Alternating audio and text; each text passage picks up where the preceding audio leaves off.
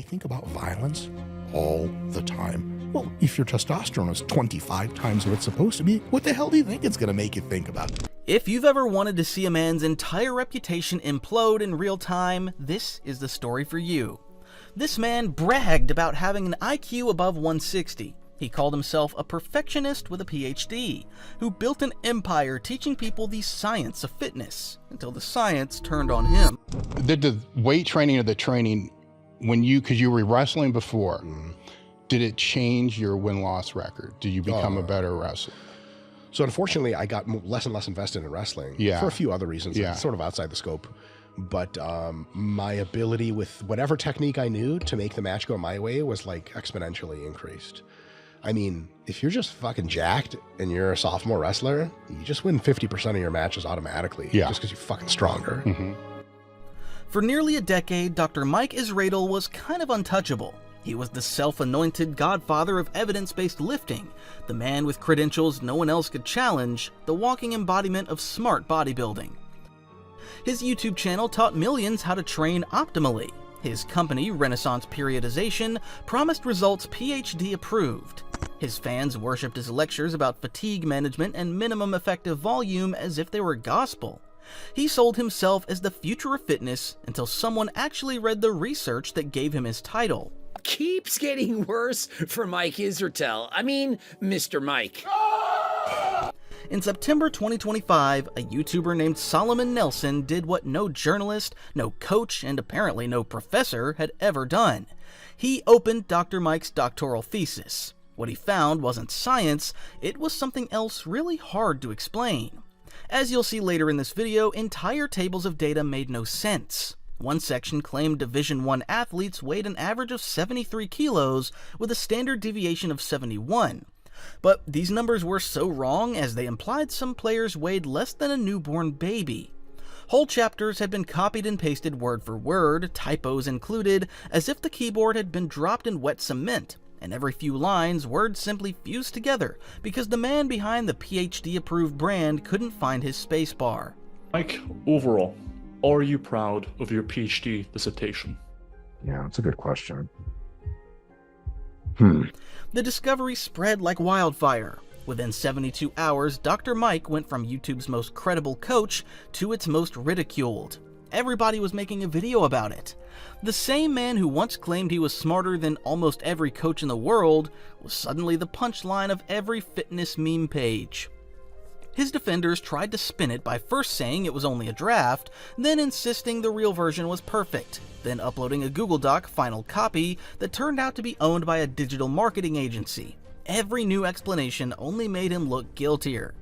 And it wasn't just the thesis. Months earlier, during his doomed attempt to earn an IFBB Pro card, Mike had confessed on camera that his steroid cycles left him boiling with rage and anxiety, haunted by violent, intrusive thoughts, even as he claimed superior willpower to everyone else. He feuded publicly with Greg Doucette, calling him a two-faced sociopath, and spent podcast after podcast bragging that his intelligence and toughness placed him above ordinary men. I just want to be really clear about something, and this is very, very important that people tune in. I had many conversations with Stephen Hawking himself when him and I were in the waiting room at Epstein's Island. Then, when Solomon's expose hit, he panicked. Thousands of critical comments vanished from his channel overnight. Friends turned silent. Even Dr. Milo Wolf was dragged into the fallout after releasing a failed defense video that the internet immediately tore apart. This is literally how the self-proclaimed smartest man in fitness became its biggest joke, not through some scandal or crime, but through the one thing he worshipped most: science. Before the YouTube channels, the lectures, and the endless claims of science-based training, there was just a teenage wrestler in a high school gym. So, I wrestled in high school, and then in college I started powerlifting. Long before anyone called him Dr. Mike, he was just Mike, an undersized kid with more questions than muscles. Wrestling practice was misery, push-ups for losing, sides for mistakes, laps for breathing too hard.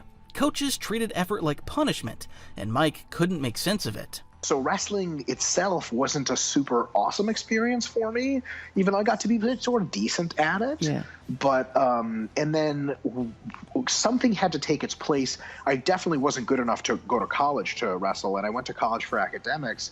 And by the time I went to college, I was so burnt out on the idea of wrestling. Like, I would literally every year, I would right after wrestling season, I would basically start lifting super hard again because I couldn't lift while wrestling. It was just too much. Yep. So I would just be If training made athletes better, why was it being used to hurt them? a bunch of different coaches, and they didn't they kind of used exercise as punishment for us. Yeah. Well, I think that's a lot of wrestling programs.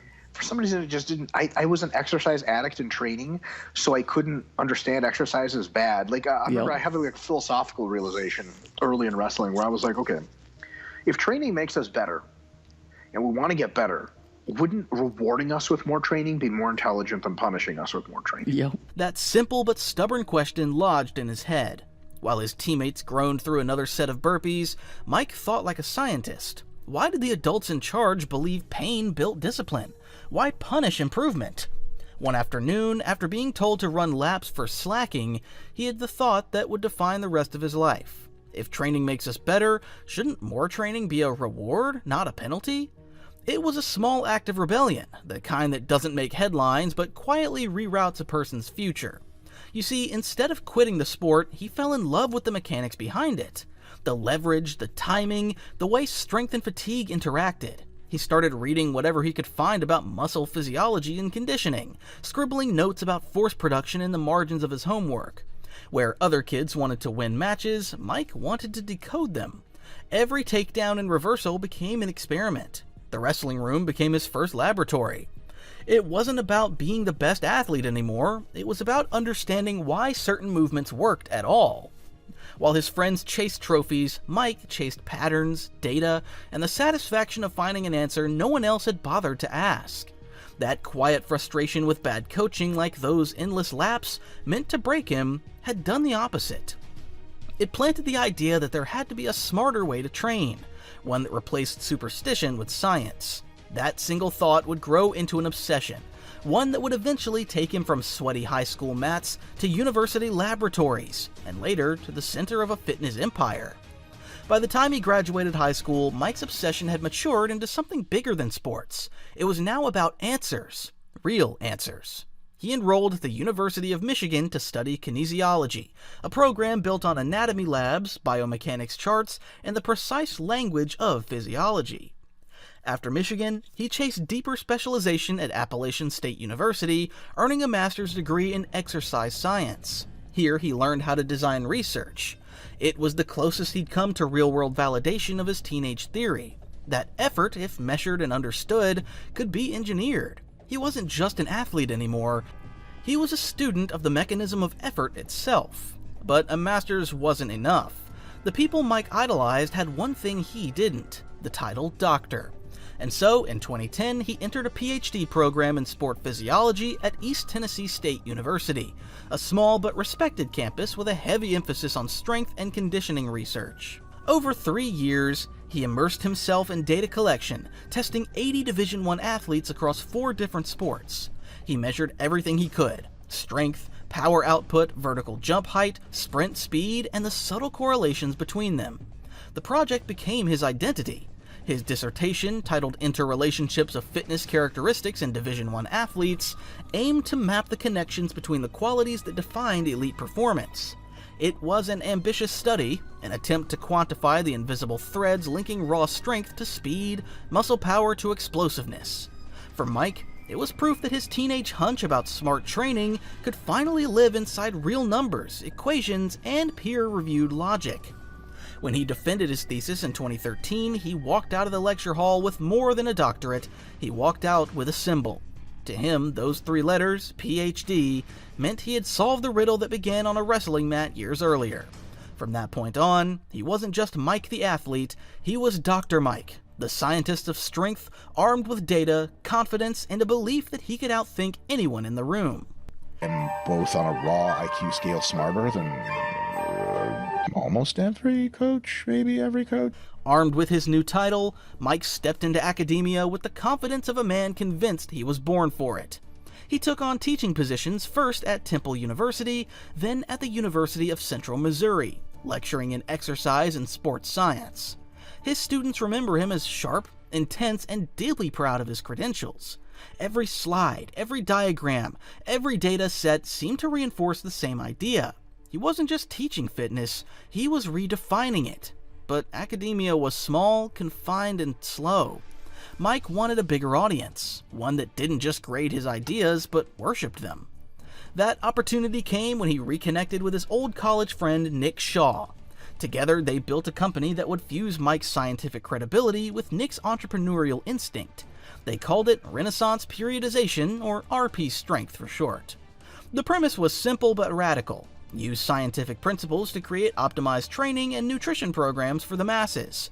In an industry overflowing with bro science and intuition, RP promised math, data, and precision. Each program was PhD approved, stamped with Mike's academic authority. It was the perfect marriage of credibility and commerce. But the real turning point came in 2012, when Mike decided to take his ideas directly to the internet. The RP YouTube channel began modestly, filled with simple lectures and workout clips filmed in dim gyms and cluttered offices. Over time, the videos became more structured, more deliberate. Mike didn't just demonstrate exercises, he dissected them. He explained abstract concepts like minimum effective volume, maximum recoverable volume, and deloading with the precision of a researcher diagramming a physics experiment. Hey guys, Dr. Israetel here, continuing on in our personal training course with lecture number 4, which is on the nutrition basics. Just the real basics of nutrition so that you can help your clients change their body composition, their strength, their health, etc., not just from a training perspective, but also from a nutritional perspective. He didn't shout like other fitness influencers. He lectured, calmly, logically, like a professor whose lab coat had just been swapped for a tank top. To viewers exhausted by years of vague gym advice and anecdotal wisdom, Dr. Mike sounded like a scientist decoding muscle growth in real time, and it was a really good thing. Or so everyone thought. Dr. Mike here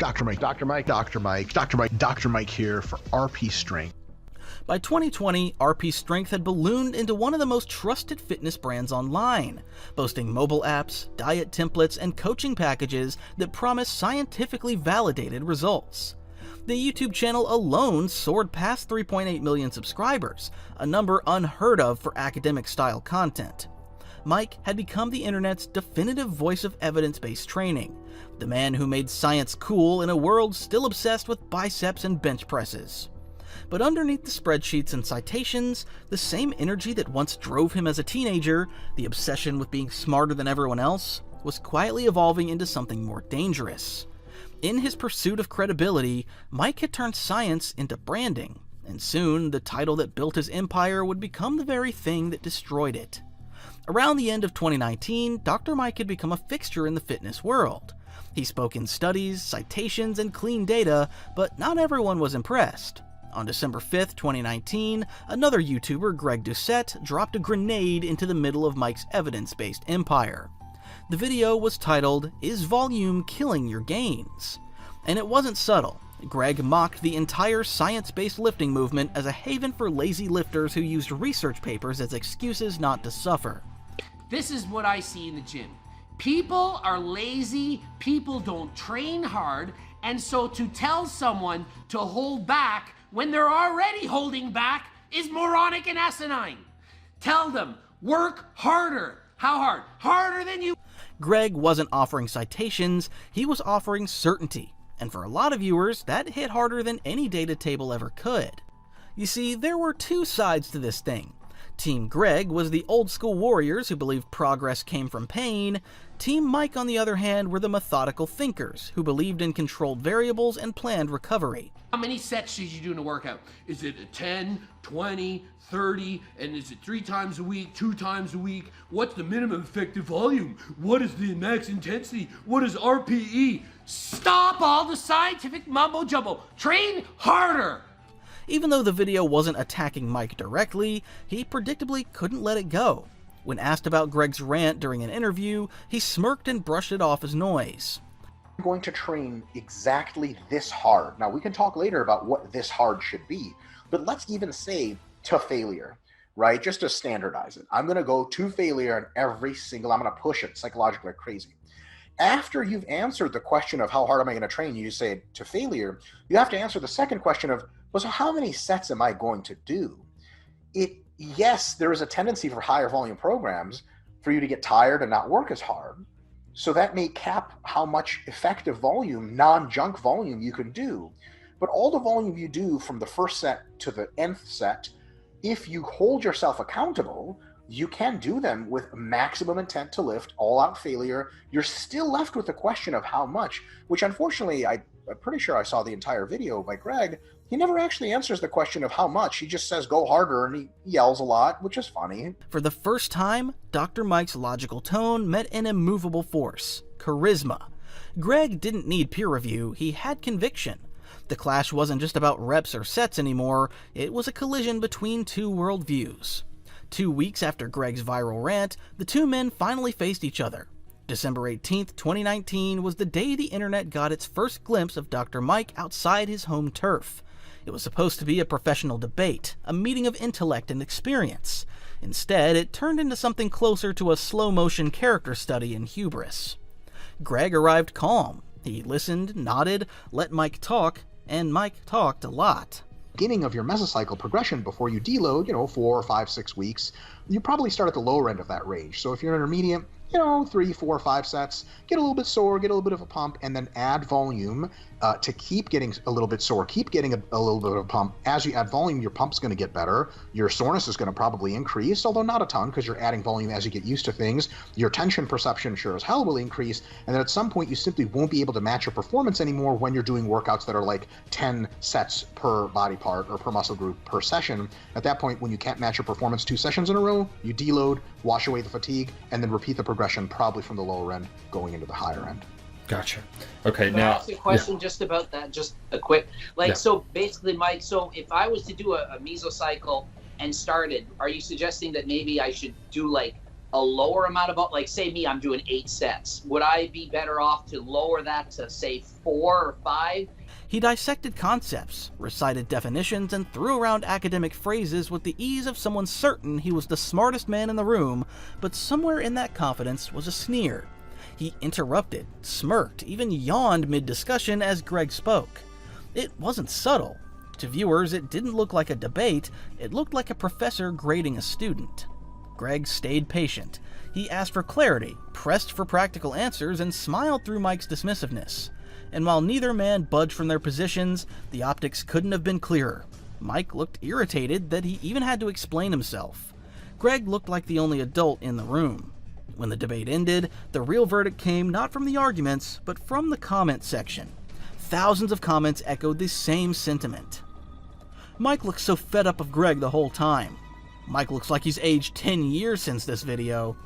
Greg left his ego at the door for this one, Mike didn't. For the first time, Dr. Mike's polished persona didn't shine so bright anymore. The debate didn't destroy his reputation, but it exposed something that would. It proved that behind the numbers and formulas, there was a man who couldn't stand being questioned. It wasn't just about training anymore, it was about what fitness itself meant. Greg believed progress was earned through suffering. Mike believed it was optimized through intellect. And neither man was willing to admit that maybe, just maybe, they were both a little bit right. By mid-2023, 4 years after the debate that dented his aura, Dr. Mike was ready for redemption. He framed it not as a comeback, but as an experiment. The lab coat was going back on, this time in the form of posing trunks. His new goal was to earn an IFBB Pro card, the sport's ultimate credential, and in doing so, prove that his science-based training system actually worked. The announcement lit up his followers' feeds. Here was the man who'd spent years dissecting hypertrophy with a whiteboard finally stepping onto the stage to test his theories under the lights. He believed that if his models were right, he should be able to reach pro-level conditioning without doing anything magical, just the right programming, nutrition, and recovery. But to reach that level, science would need a little help. Mike was candid about using anabolic steroids, openly discussing them in videos and podcasts as part of a responsible, research-minded approach. For many fans, that honesty was refreshing. For critics, it was hypocrisy because he once positioned himself as fitness's moral compass and was now leaning on the same chemical shortcuts he'd once implied were avoidable with good programming. Soon, the side effects started bleeding through his content. Mike began describing crippling anxiety, bouts of rage, and sleepless nights. You mentioned from personal experience being aware of the dark side of anabolic use. What is that? How long do you have? Anxiety, like you would not believe. Every day that I'm on high doses, I wake up in the morning afraid of the rest of my day. Intrusive thoughts. I think about violence all the time. Well, if your testosterone is 25 times what it's supposed to be, what the hell do you think it's going to make you think about? Another one is a marked proximate reduction of IQ. Like right now, as I talk to you, I'm on contest prep. I'm on a considerable dose of anabolics. I'm not as smart right now, and I can feel it. It's this fog, an inability to perceive a broad spectrum of positive human emotion. I live in a really beautiful area in Michigan, and I walk out and there's this pond and these trees, and I know that I like looking at them, but it's a memory to me. I go work out every morning and I look at the pond and the trees and I'm like all I feel is rage and frustration and anger and anxiety. For the first time, the evidence-based lifter sounded like a man losing control of his own experiment. His meticulous variables, training volume, fatigue management, recovery windows meant nothing against the unpredictable chemistry now ruling his brain. Yet even as the warnings piled up from doctors, colleagues, and fans, Mike pressed forward. The pro card, he said, was non-negotiable. As the prep dragged on, the confident, analytical Dr. Mike began to unravel in front of his own camera. Dr. Mike had become the case study he never meant to write, trapped in a feedback loop where the scientist and the subject were one and the same. Greg Doucette had made a career out of yelling at people through a camera, but when he turned his attention back to Dr. Mike in 2024, there was something different in his voice. It wasn't just mockery this time, it was kind of concern, buried under the theatrics. I have severe anxiety disorder. What this is a sign of is some form of a chronic illness. This is not good, it's not healthy, and somebody with all of these health markers combined probably shouldn't be competing. Why is Mike risking his health, risking his life, in order to get up on stage? After months of watching Mike spiral deeper into his science-based prep, Greg began uploading a series of reaction videos that walked a fine line between roasting and warning. He pointed out the telltale signs of growth hormone abuse, the swelling jawline, the bloated face, the strange tightness in Mike's expressions. Then came the laundry list: insulin stacking, sky-high blood pressure, polypharmacy, the term Greg used for the dangerous cascade of drugs used to offset the side effects of other drugs. He spoke about the reality of steroids and drug abuse. You take one thing for muscle, another thing for your heart, and another to fix that thing. Before you know it, you're on 10 different medications trying to stay alive. It keeps getting worse for Mike Israetel. I mean, Mr. Mike. He mocked Mike's excuses, yes, but between the jokes was a genuine question that resonated with the audience. Why is Mike risking his life for a trophy? And then came the breaking point, July 2024. After years of preparation, steroids, and self-imposed torment, Mike finally stepped on stage at a national show and failed to place in the top 5. It should have been a humbling moment. Instead, Mike blamed his tanning, saying, "I placed out of the top 5 because of insufficient tanning," he told his followers, as if the problem had been lighting, not the years of chemical exhaustion. Into objectively the best shape of my life, I placed out of the top 5 at my most recent show. In large part, sort of hilariously, because of insufficient tanning. It wasn't the tan. It wasn't the tan. Greg pounced again. The internet laughed, but for Mike, it wasn't funny anymore. The humiliation was public, the narrative slipping from his hands.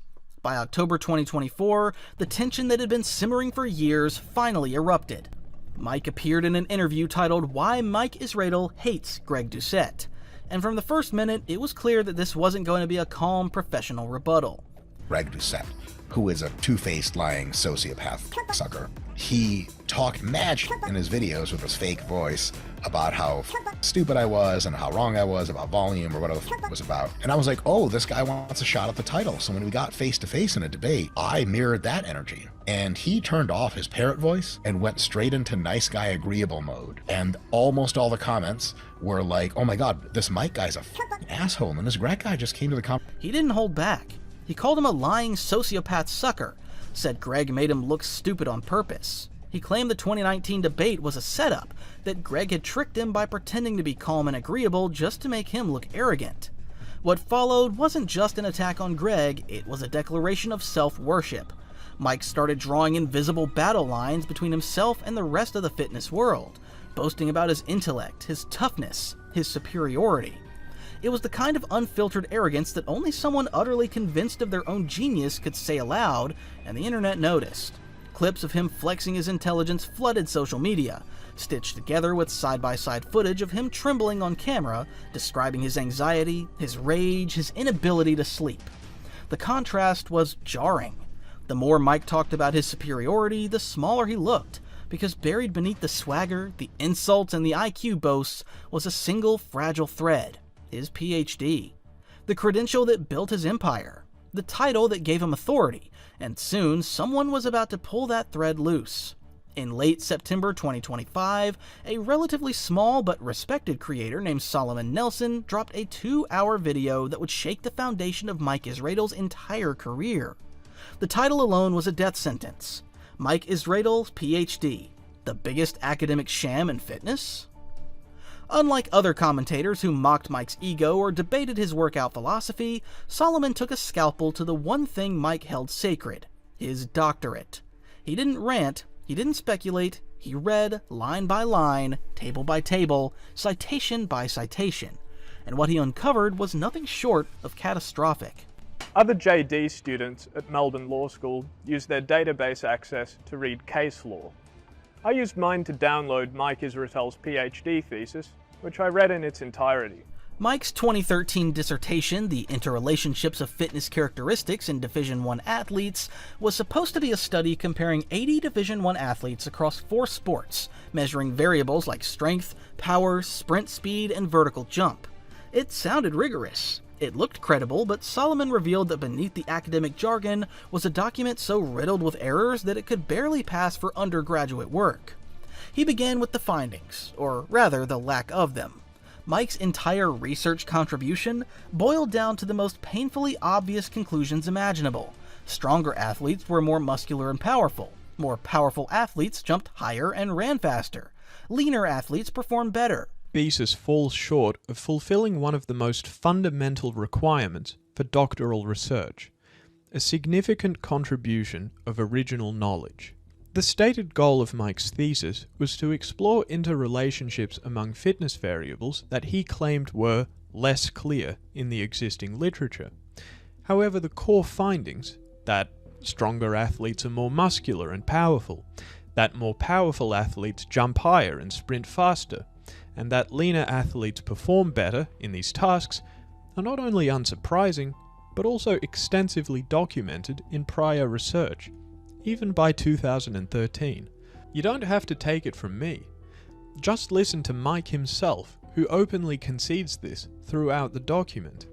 For instance, in Chapter 3, Mike explicitly notes that the finding that stronger athletes produce higher rates of force development has been Then Solomon went for the data itself, and that's where the real damage began.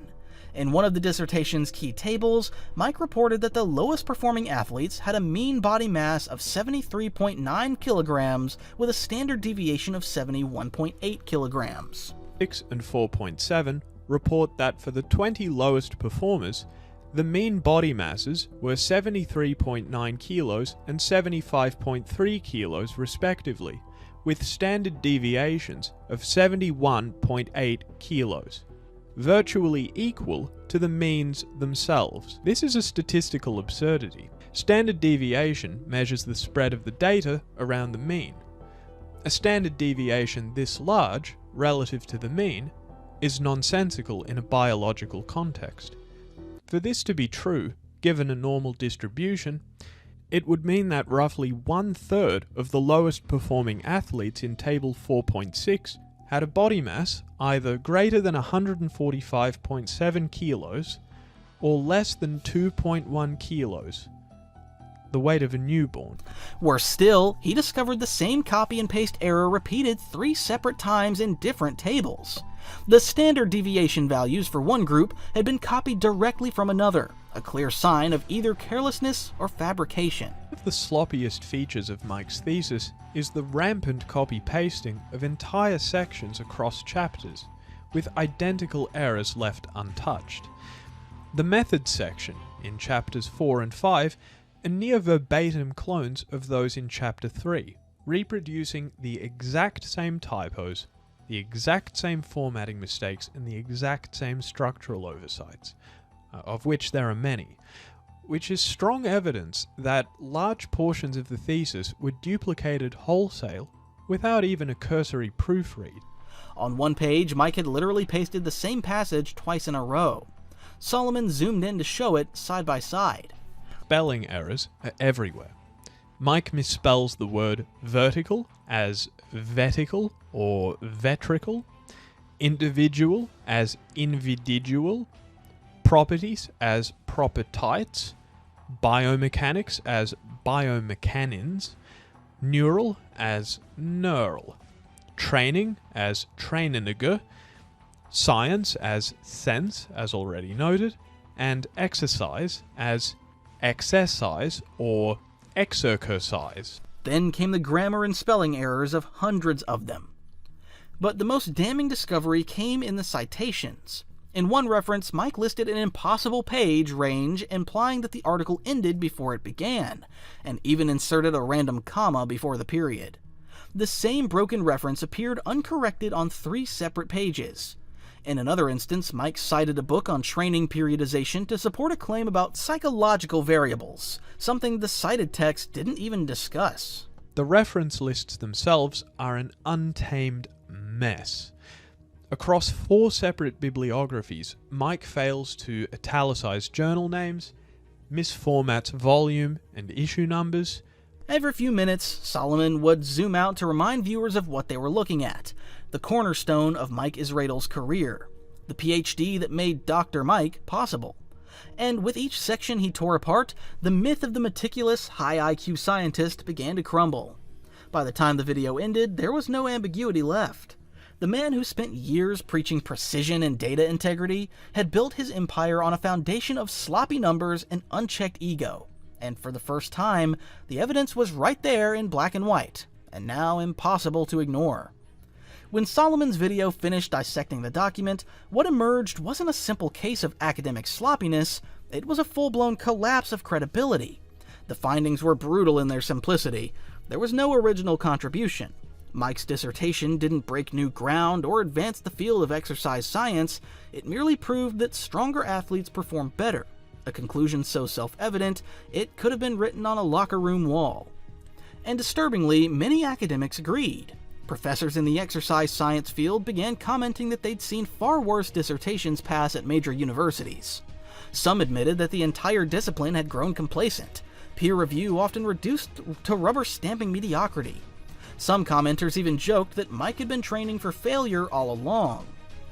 Was this a failure of one man, or proof that the science-based movement he helped pioneer was built on the same fragile trust as his thesis?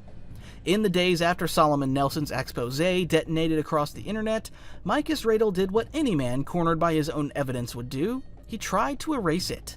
Within hours, the public link to his dissertation on East Tennessee State University's database quietly vanished, now accessible only to students and alumni. Then came the excuse. On a live stream clip circulating soon after, Mike appeared almost casual as he brushed off the entire situation. I guess technically I submitted the wrong draft to the graduate school. Oopsie. It was the kind of line that might have worked for a misplaced assignment, not a doctoral thesis. But he said it with conviction, like the problem wasn't the content itself, but that the audience dared to notice. Soon after, his longtime friend and collaborator, Dr. Milo Wolf, stepped in to clear things up. On October 3rd, 2025, Milo released a video titled Dr. Mike Responds, the truth about his PhD. It's a narrative built on spectacle, not on scholarship. I personally wasn't satisfied taking Solomon's word for it. Dr. Mike is a friend of mine, and I know he's a smart guy. But friendship aside, I wanted to see for myself. So I read through the citation in full, and then I spoke directly to Dr. Framed as a neutral fact check, it functioned as a desperate cleanup operation. Milo claimed that Solomon had reviewed an outdated draft, not the official version that had been examined and passed in 2013. He even displayed what he said was the real final version, free of typos, data errors, and the statistical absurdities that had gone viral. To make one thing very clear, the version of Mike's dissertation I've reviewed is a much later draft. This is the document Mike himself saved, defended, and sent to me, and it corrects many of the typos and inconsistencies that Solomon highlighted in his video. He claims that the draft corrects many of the inconsistencies Solomon highlighted, and through no one's fault in particular, the earlier version is the one that ended up online. Milo even suggested that Solomon's obsession bordered on personal bias, noting that he'd made over 10 videos about Mike, totaling more than 13 hours of content. Then, to date, Solomon has made more than 10 videos about Mike. That's over 13 hours of content, targeting a single person. Topics range from 2-hour collaborations critiquing Mike's bodybuilding performance, to hour-long reactions to his surgery, to videos like this one attacking his academic record. A quick look at his views on videos where he features Mike versus his non-Mike content shows an enormous discrepancy in his views. When one person becomes your channel's most reliable source of outrage, views, and income, it raises the question of motive. But the damage control didn't stop there. To reinforce the narrative, both Mike and Milo subtly downplayed the very value of the PhD that had once defined Mike's brand. And so the PhD isn't some kind of proof of your superiority, it is step one in an academic research career, which most people don't even end up taking. That's my PhD. It's a mediocre step one to giving me a PhD, and not much more than that. Never claimed that it was much more than that. It was a stunning reversal, but the first discovery was damning. The final version Milo claimed Solomon had missed was dated March 2013. Solomon's supposedly outdated copy was August 2013, 5 months later, which meant that if Milo was telling the truth, Mike had somehow defended and submitted his thesis before it even existed. Then came the smoking gun, the public record for the East Tennessee State University repository. The same one where Mike had hastily restricted access showed an edit timestamp of October 3rd, 2025, just days after Solomon's expose went live. But the real humiliation came when someone checked the Google Doc ownership for the final version Milo had linked in his video description. It wasn't owned by Mike, but by an account traced to a digital marketing agency. That's right, the corrected PhD defending a supposed academic titan was literally managed by a PR firm. By then, the ridicule had reached critical mass. Cornered, Mike finally conceded what everyone already knew. Solomon had the correct version all along, but rather than own the deceit, he reframed it as a minor technical mix-up. The data errors he claimed were simply clerical mistakes. Even those who had defended him early on began to retreat. For all his attempts at loyalty, Milo's credibility had been dragged down with the ship. Meanwhile, Mike distanced himself completely. No statements, no clarifications, no defense of Milo's intentions, just silence. Mike never once addressed the scandal on his main YouTube channel. Not a post, not a community tab, not even a cryptic tweet. He simply kept uploading training videos, Q&As, and podcasts as if nothing had happened. And somehow, it worked. His subscriber count rose instead of fell. Engagement dipped for a week or two, then recovered. The algorithm, blind to integrity, did what algorithms do. It rewarded consistency, not honesty. The silence saved his platform, but it buried his legacy. For someone who built his empire on being smarter than everyone else, it was arrogance that ended him. Everybody send this video to your favorite Wes Watson call-out dude and tell him to suck my and pull the up. Straight up. Just tell him, stop talking. He gave you the address and the time. He built his freedom on prison walls, and when the world gave him a stage, he turned it into another cell. Wes Watson, the self-proclaimed prison prophet, the man who said discipline is destiny, that pain is power, that loyalty is everything. For years, millions believed him.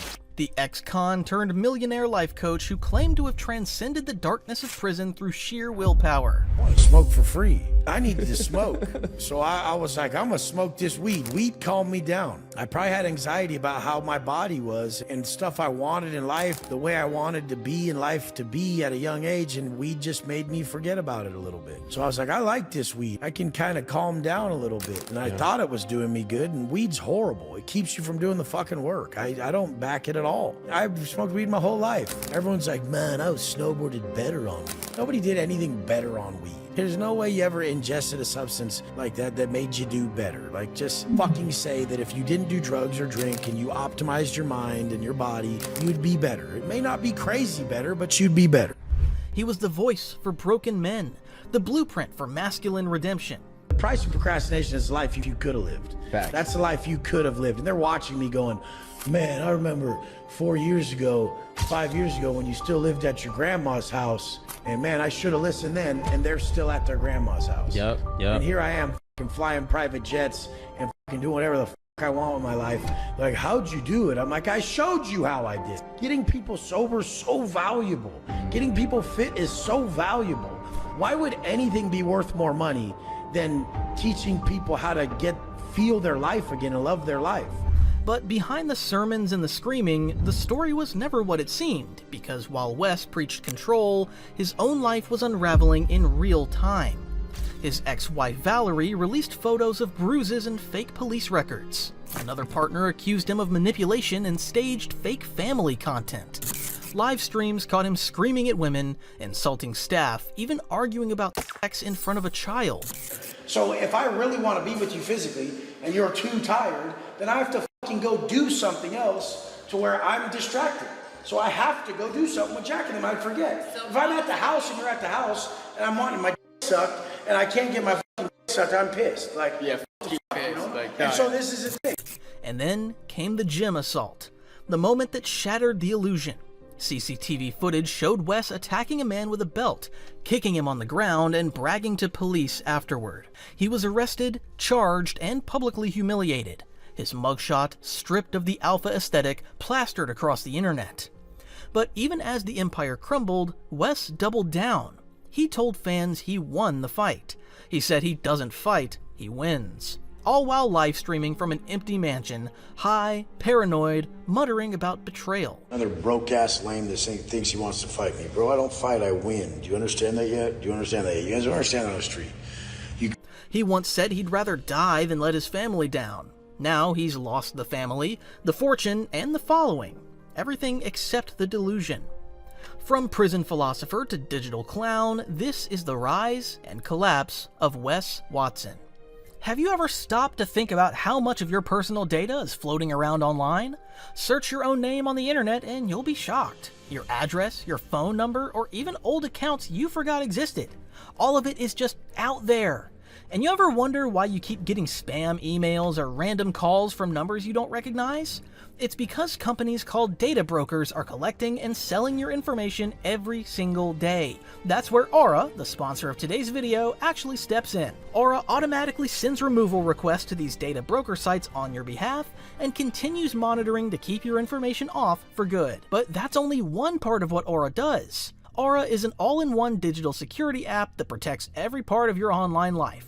You'll get real-time alerts if any of your personal information shows up on the dark web, plus fraud monitoring for your credit and banking. Aura also blocks spam calls, comes with a secure VPN, antivirus, and a password manager to keep all of your devices and accounts safe. And if anything ever goes wrong, you're covered by 24/7 US-based support ready to help. You can try Aura free for 14 days by going to aura.com/HRK Studio, or click the link in the description. Stop leaving yourself exposed to data leaks you don't even know about. Visit aura.com and see what personal information of yours has already been compromised. Now, let's get back into the video. Wes Watson was born in 1983 in the coastal sprawl of San Diego, California, a city where sun and violence often coexisted in the same light. So you grew up in San Diego? Yeah, San Diego, Oceanside, California. Okay. What was San Diego like in the 90s?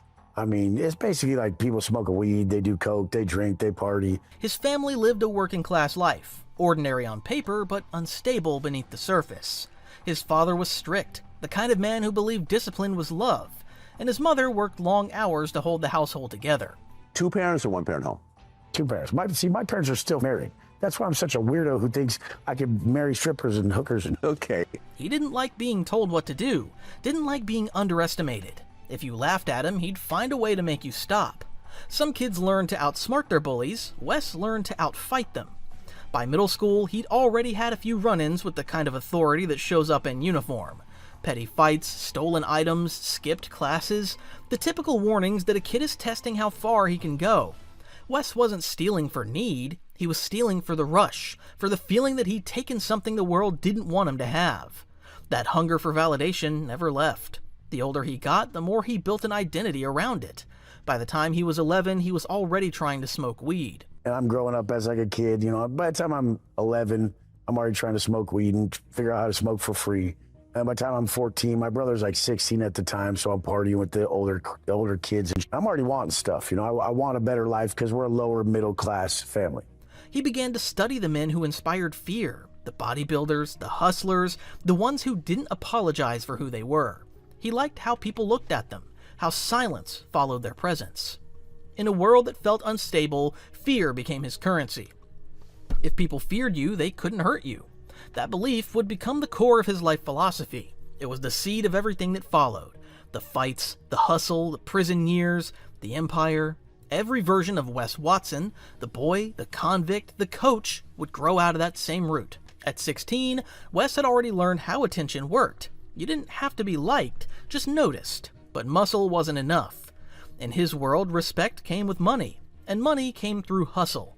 By 17, Wes was moving small amounts of weed around San Diego's beach neighborhoods. PB, Ocean, Mission, bragging that he was running the scene, though the reality was far more modest. Okay, so this is still high school though? Yeah. I drove an Escalade to high school. Was I? I drove an Escalade on 23s to high school with my strap on me rolling blunts in the parking lot. He wasn't a kingpin, he was a middleman, floating between gym sessions and street corners, trying to convince everyone, including himself, that he was bigger than he was. He'd brag about clients, about product, about being a boss before 20. In truth, the profits barely covered his gym memberships and nights out. I've had 12 Rolls Royces. I've had 4 Phantoms, you know. I have a Bugatti, I have all this. But where I grew up, cars were like a status symbol. That's like a hood trophy. And people want to be like, you're from Oceanside, this, shut the fuck up, you know, just shut the fuck up. Unless you know who the I am and where I've been, like, just don't go off what you see online. Because I'm that, and I've always been. Like, nobody ever takes a room from me, ever. Like last night, we're at everywhere we're at. It's just what it is. And it's same in prison, same before prison. He built his first persona here, the tough, unbreakable hustler, and he lived it out of necessity. At one point, you started bringing weed from Canada. Well, people would bring it down. They bring it down like Orange County. Okay. Was that the main plug, Canada? That was one of them. Like the main Canadian plug at that time were the British Columbia, the hash plants, the juicy fruits, like the just normal, 2,800 to 3,000 pound vacuum sealed BC like bud. You know, it would come down like it'd be like 100 at a time, 200 at a time, 500 at a time, and we just climbed the ladder. You get 50. The guy says, "Oh, how much more can you take?" I said, "All of it." And he's like, "Well, we'll give you for 100." Get rid of the 100. He's like, "How much more can you take?" I said, "All of it. I'll take it all." And he's like, "Well, how are you gonna do that?" I'm like, "The guy that I was getting from gets it from me now, and this other guy." These teenage years were where the pattern began. Exaggerate the pain, enlarge the glory, retell the story until it sounds like a prophecy. Every lie had a purpose to justify the ego forming underneath. He wasn't yet the guru or the felon or the millionaire coach. He was just a restless kid, rehearsing the first version of the man he would one day sell to the world. By 2009, Wes Watson's hunger for status had hardened into something darker. He was no longer just the beachside bodybuilder or the loudmouth hustler. He wanted to be feared. San Diego had become his stage, and every story he told about himself, the money, the muscles, the power, had to be proven somehow. That proof came one night in a small house near Vista, when a simple dispute over drugs spiraled into violence. The setup was straightforward. An acquaintance named Jeffrey owed or was owed money by a man on the other end named Ruben Carvajal, someone Wes barely knew but was eager to confront. Jeffrey needed backup, someone to handle the situation, and Wes, addicted to the idea of control, volunteered. 2009, you're 26 years old. A guy owes you some money for some drugs, and things start to escalate. So tell me about what leads up to the situation. Oh, I really broke it down, so I don't know if it's the best thing to break down that much. But there's some kids who got fronted some weight who worked for me, and then they said the guy wasn't going to pay him back. He's like, I can't pay you back. I'm not, your dude. He said, I'll get it when I get it. Okay, how much money was it? It was about 50 back. 50,000? No, 50 pounds. So like, which is worth about how much? 150 grand. 150 grand, okay, a lot of money. That night, the tension escalated. According to victim statements later filed in court, Wes was the one who started it, the first to raise his voice, the first to throw a punch. He and Jeffrey cornered Rubin, beat him until he fell, then took his stash. Not long after, they returned, breaking into his house to take what little was left. It was a sloppy, chaotic act. You get accused of beating him over this drug money, and he goes to the police. Like 6 months later. He's like, 6 months later. Then you get arrested for US what Marshals. exactly? U.S. Marshals picked me up for robbery in the first, and then habit dwelling, so home invasion, and then it was commission of use of a firearm during the commission of offense, which was the great bodily injury with a serious bodily injury. So they did robbery, first degree, battery, SBI, assault, GBI, and then burglary. And all those had enhancements of accomplice present during the charge, which was multiple people. When police reports surfaced and the case moved into the system, it wasn't the high-stakes underworld deal Wes would later describe on podcasts and live streams. There were no empires, no cartel politics, just a small-time robbery carried out by men pretending to be bigger than they were. Court transcripts and testimony made it clear. Wes was the aggressor, the one who escalated the argument into violence. The charges were heavy and include robbery, assault, and burglary, the kind of combination that guarantees real time. It was the first moment his self-made image collided with the legal weight of reality. The same need to be feared, the same obsession with control, had finally crossed a line. And that night, for the first time, the mask started to crack. In 2010, Wes Watson stood before a California judge and listened as the years of talk and bravado were translated into a number: 9 years. It was the moment the myth met reality. The man who once bragged about running things on the outside was now just another inmate in khaki, processed into the state system. He would serve roughly 8 of those years bouncing through facilities across California, from reception centers to lower-level yards. Later, he'd claim he did 10 years in the SHU. The SHU is the most militant place on planet Earth. A reference to California's special housing units, the notorious isolation cells reserved for violent or high-profile offenders, but the records tell a different story. Most of Wes's time was spent in low-level custody, where violence was minimal and routines predictable. His disciplinary history was light and mostly contraband-related offenses, a few minor altercations, nothing resembling the chaos he later described. The war zone he'd talk about on podcasts and motivational videos was in reality a slow, grinding stretch of repetition. Chow hall, yard, count, sleep, repeat. Every time you go out to yard in the SHU, you're bringing something you shouldn't be bringing. You're hooping something. I tell my cellie, hey, gangster that shit. We call it gangstering that shit when you hoop that shit. So he's always bringing something out, always got a kite, always strapped, always got something, always got heat on him. And he's always playing sleight of hand with the cops when they're stripping us out. But prison gave him something he'd never had before: an audience. The cells, the yards, the bunk conversations became a mirror for his ego. Here, he began the process that would later define his public persona, the reinvention of Wes Watson. He started reading obsessively, philosophy, self-help, Stoic writers like Marcus Aurelius, and turned those words into mantras. He did thousands of push-ups a day, not just to build his body, but to sculpt an identity. Meditation, journaling, affirmations, each became part of the legend in progress. In his telling, he was transforming himself through discipline and divine order. But even his transformation carried contradictions. Wes said he was respected by all races, a claim meant to show that he had transcended prison politics, but anyone who has spent time inside knows how rigid those racial lines can be. There are no neutral men in those yards. The truth is, Wes was not a shot caller, not a leader of any group, just another inmate who learned how to survive by adapting and observing. There's no record of influence, no verification of status, only his word. What is true, though, is that he found his voice in those years. When others were serving time, Wes was rehearsing a story, one that would later turn him into a millionaire and a self-made prophet of pain. His prison cell became a stage, and every rep, every entry in his journal, every sermon shouted through concrete walls was part of a performance he'd one day sell to the world. The myth of Watson the Warrior was born there, not out of truth, but out of repetition. When Wes Watson walked out of prison in 2018, he had nothing but a duffel bag, a notebook, and a script already written in his head. After nearly 8 years behind bars, he moved into his grandmother's modest house, sleeping on her couch and using her living room as his production studio. But in his mind, the transformation was already complete. The time in prison wasn't punishment anymore, it was marketing material. 2018, you get out. You're 35 years old. Yeah. So you're 35, you have no money, you go live with your grandmother. What was your life like at that point? It was wonderful. Yeah? I was proud of myself. Okay.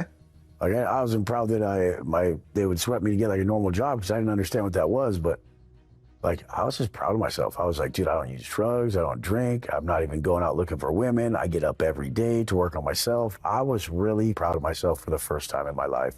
And that's all I did was showcase on my Instagram that, hey, I'm just happy with who I am now. He wasted no time turning his routine into religion. Every morning, he was up at 4 a.m., sometimes shirtless, eyes wild, yelling into a phone camera. A lot of you motherfuckers, like all you motherfuckers, you guys need an asshole in your life. So I could do for the people I love, but I don't like doing anything but working on personal growth, my vision, making money, or helping people. That's the only things I like doing. That's it. Nothing else. Like, you don't want to just go kick it and go jet skiing? I'm like, I don't give a fuck about jet skiing. I don't give a fuck about it. Like, you used to be a pro snowboarder. Wouldn't it be fun to go snowboard? I'm like, what? What was that 3-letter word you said? Fun? You're 38, fool. Go make some goddamn money. These guys are broke talking about fun still. I'm like, is it fun on the first when your chick is like worried about the rent? Like literally, bro. It was pretty fun when I bought that Maybach cash the other day. It was fun as like I was bored. I went and bought it cash. It was pretty fun. Went to the bank, flexed on the people at the bank, told them, yeah, I just need this check for $325, $747.28. And they're like, oh, what are you buying? I'm like, it says Champion Motors. What the you think I'm buying? They're like, oh, you sure are an asshole, sir. I'm like, yeah. The voice that once echoed through prison yards was now echoing through YouTube. His message was simple and brutal. Pain is the path. Suffering is sacred. Discipline is love. He spoke like a preacher who had been through hell and lived to map it out. And people listened, especially men, broken men, lost men desperate to believe that pain could still mean something. They saw in Wes not just a survivor, but a savior. He called them my men, and they called him Coach. You could be so much more. That's what people don't get. You can have more in this life when you choose to be more in this life. You can have all the more you want when you choose to be more. It didn't take long for the prison prophet persona to crystallize. He began calling his new mission Watson Fit, a blend of fitness, philosophy, and fear. Other prison channels quickly took notice. Fresh Out series and other ex-con YouTubers began inviting him on, drawn by his energy. How did you get involved in prison gang? You have no choice. If you roll in and you're a white boy, you're in a gang. There's no way around it. You're not gonna roll Christian. You're not gonna do your own thing. His clips spread fast, cut into motivational reels and shared across Reddit and Instagram, probably to prepare people who were watching for prison life. The stories, the violence, the solitude, the rebirth all fit perfectly into the narrative of reformed alpha. Within months, his subscriber count exploded. People weren't just watching his workouts, they were quoting him, mimicking him, reshaping their lives around his creed. The man who once fought for dominance in a cell had now built a digital empire of worshippers. The formula worked. Prison scars, raw emotion, relentless confidence.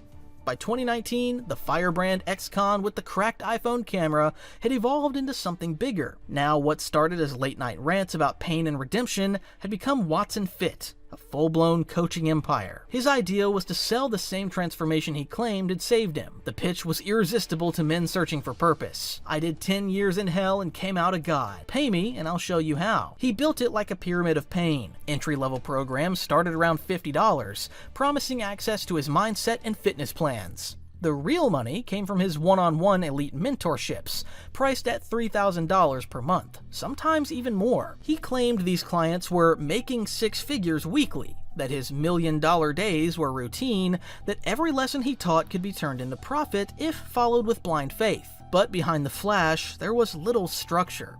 His programs were often just recycled PDFs, copy-pasted affirmations, and endless voice notes recorded while he drove around in rented sports cars. His version of coaching wasn't gentle, it was verbal combat. He screamed, insulted, and berated his clients under the guise of tough love. His rage became the product. The more unhinged he was, the more people believed him. But the money was real. The more he shouted, the more men signed up.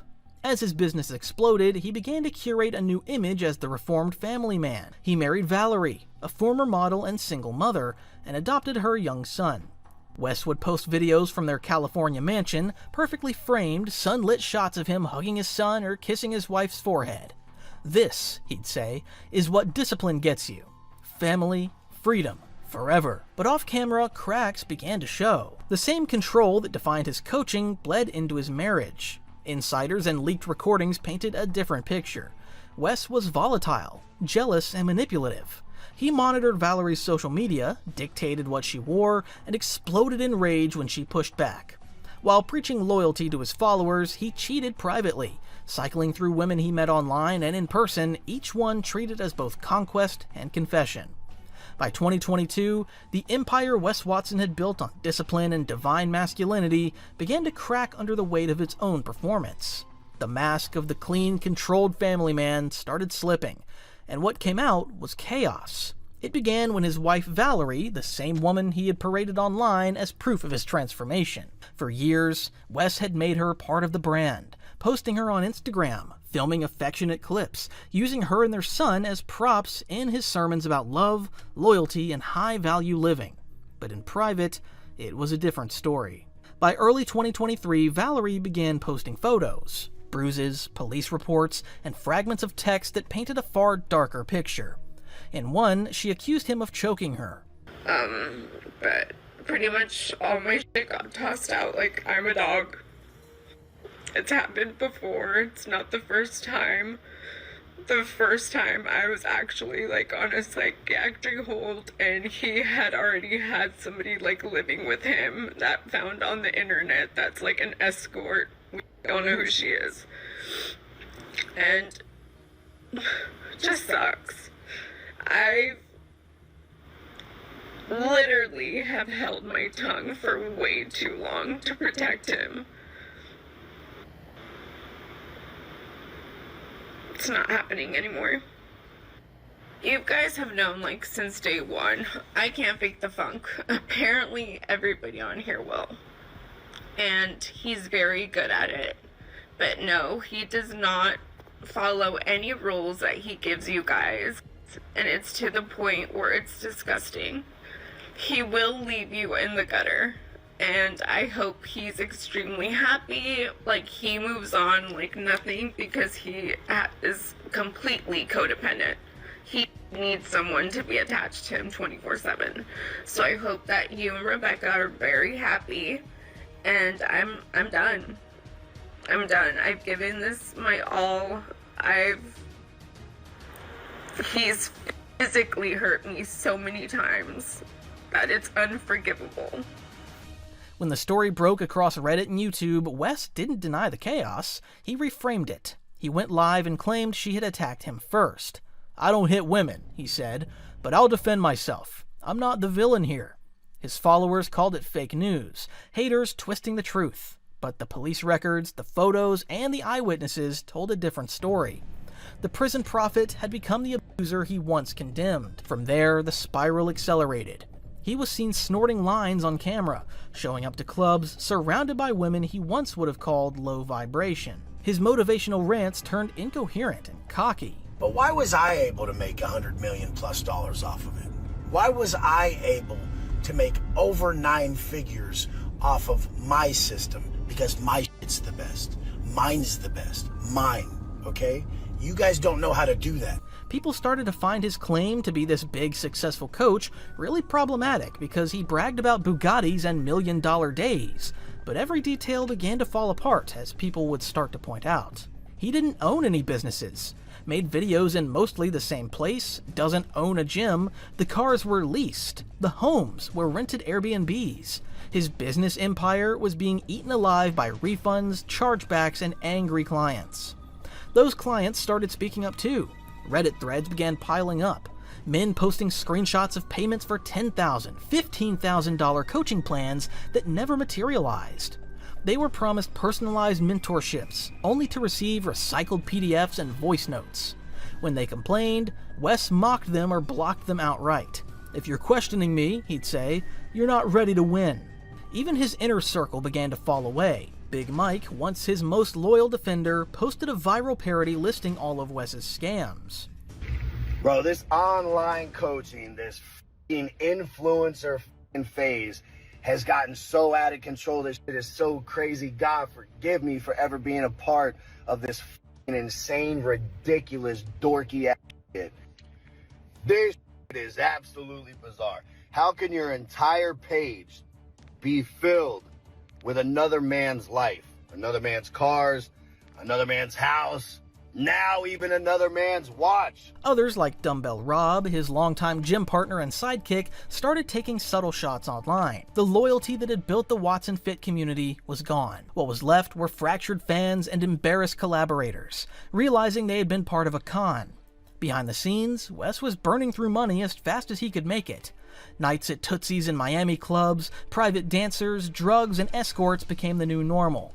He was banned from multiple clubs for erratic outbursts, calling staff servants and women busted. On camera, he still preached discipline, but the man behind the phone was twitching, sweating, unraveling. As the months went on, the delusions deepened. He claimed billionaires called him for advice. He said UFC fighters feared him. He bragged about making money, owning cars and homes that didn't exist. What has been the most amount of money that you've ever made in a single year? $24 million this year. $24 million $24 million.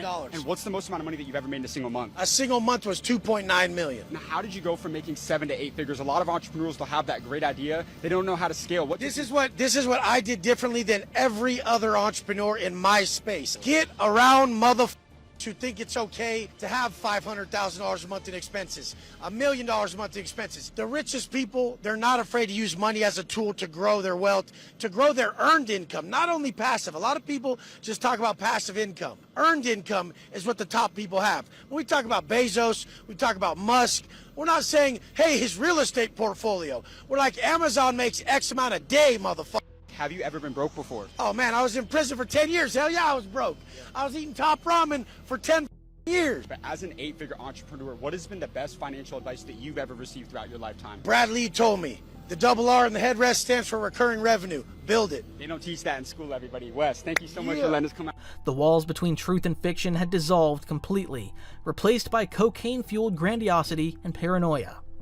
By early 2024, Wes Watson's life had descended into spectacle, and then came Angie. She was young, beautiful, and bold, a former stripper and OnlyFans creator who fit perfectly into the world Wes had built, the one where sex, status, and submission were currency. From the moment she appeared on camera, Wes declared her his queen. Together, they filmed luxury photo shoots, posed in rented sports cars, and flooded social media with captions about divine unions and alpha energy. But beneath the filters and rented Bentleys, their relationship unraveled almost instantly. The same control and rage Wes once reserved for clients now fell squarely on Angie. Friends and viewers began noticing the issues, passive-aggressive comments on live streams, subtle jabs disguised as coaching moments. He policed her clothes, her tone, her social media posts. When she resisted, he called it testing my masculine frame. By mid-year, the fights were no longer private. They became content. Live stream arguments turned their home into a digital war zone. Fans tuned in not for motivation anymore, but to watch the meltdown unfold in real time. Wes ranted about loyalty, love, and respect, while Angie sat quietly beside him, alternating between discomfort and defiance. And then came the meltdown. the infamous live stream that turned Wes Watson from self-help guru to public disaster. For over an hour, he berated Angie live in front of thousands of viewers. He complained that she wasn't affectionate enough, that she didn't show desire the way a real woman should. She never really is actually affectionate and I love you so much and you're everything. Tell me what I'm right now. No. Tell me what I'm right now. I love you, Wes. Look how she said it. What she said. As the stream went on, he grew more unhinged. He bragged that he was the provider, the loyal one, the man who paid all the bills. Then, mid-rant, he turned the topic sexual. Yeah, if you love someone, this is what I tell her. Hey, if I'm not going to argue with you about more or more physical intimacy or anything like that, you should be happy that I'm arguing with you about that. Because the guy who's not arguing with about that is doing it somewhere else. He's out getting it somewhere else. And that is what I'm not doing. He repeated it twice, louder the second time, as if to brand it into her. Angie sat frozen, her 3-year-old daughter just a few feet away watching a cartoon on an iPad. Moments later, he crossed another line. Angry that Angie refused intimacy, Wes began ranting about BJ time graphically, while the child sat within earshot. The only way guys cannot get what they want is to do something else. They have to redirect their energy. So if I really want to be with you physically, and you're too tired, then I have to go do something else to where I'm distracted.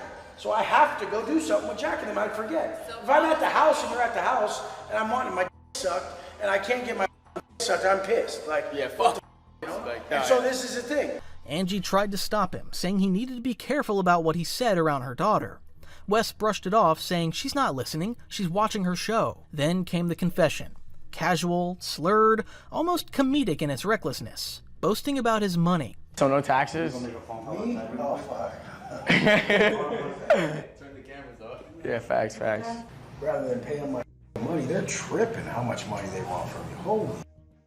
And then I use creative ways to get rid of it. They get mad at that. By the time the stream ended, what remained was silence, then ridicule. The internet tore him apart. Even his most loyal followers couldn't justify it. The man who once preached order, control, and divine masculinity had turned into a public meltdown, shouting about loyalty while degrading his partner and admitting to tax evasion live, all with a child in the room. By late 2024, Wes Watson's empire of discipline and dominance had completely imploded. The man who once strutted online as the living embodiment of control was now spiraling through a blur of drugs, paranoia, and delusion. His cocaine habit had become impossible to ignore.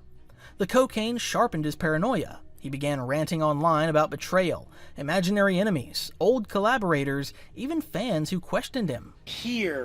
I can hear their internal dialogue about me. I can sense how they feel about what I'm doing. That's the thing, though, in life.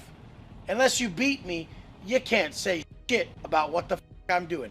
Because if we take your advice, bitch, where are we going to be at? Sitting there, watching, saying stuff from the bleachers? I know you guys feel that when people are sending you that vibe, just right up in their face. Wes had burned every bridge he ever built. The YouTube algorithm that once pushed his sermons now buried them. His videos were barely cracking 20K. By the end of 2024, Wes Watson's spiral reached its most violent and humiliating point yet. It started on livestream. For months, he'd been threatening imaginary enemies to come and fight him at his gym. But if you want, you can come down to that address and get your served. But this time, someone took him literally, and a man showed up.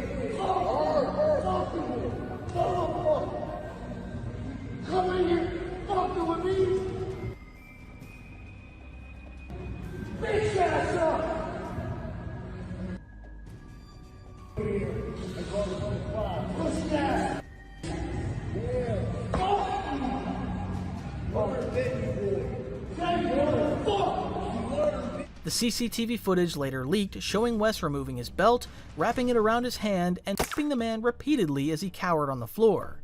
Witnesses claimed Wes yelled, "You want to see me? Here I am, motherfucker." He kicked him in the ribs, then in the head. The entire assault lasted less than a minute, but it was more than enough.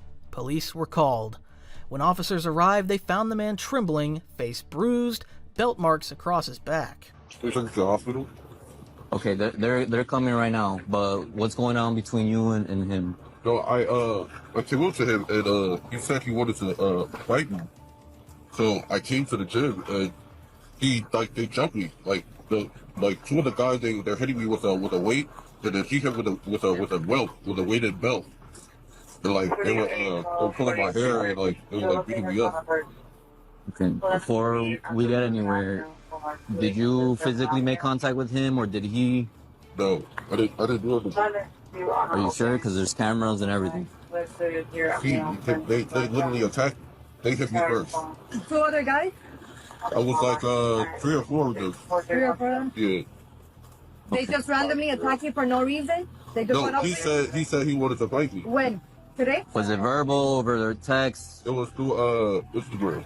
Okay, so he. You want to fight him or no? That's what I came here for. It was a one-on-one, to be like a one-on-one, but they jumped me. Okay.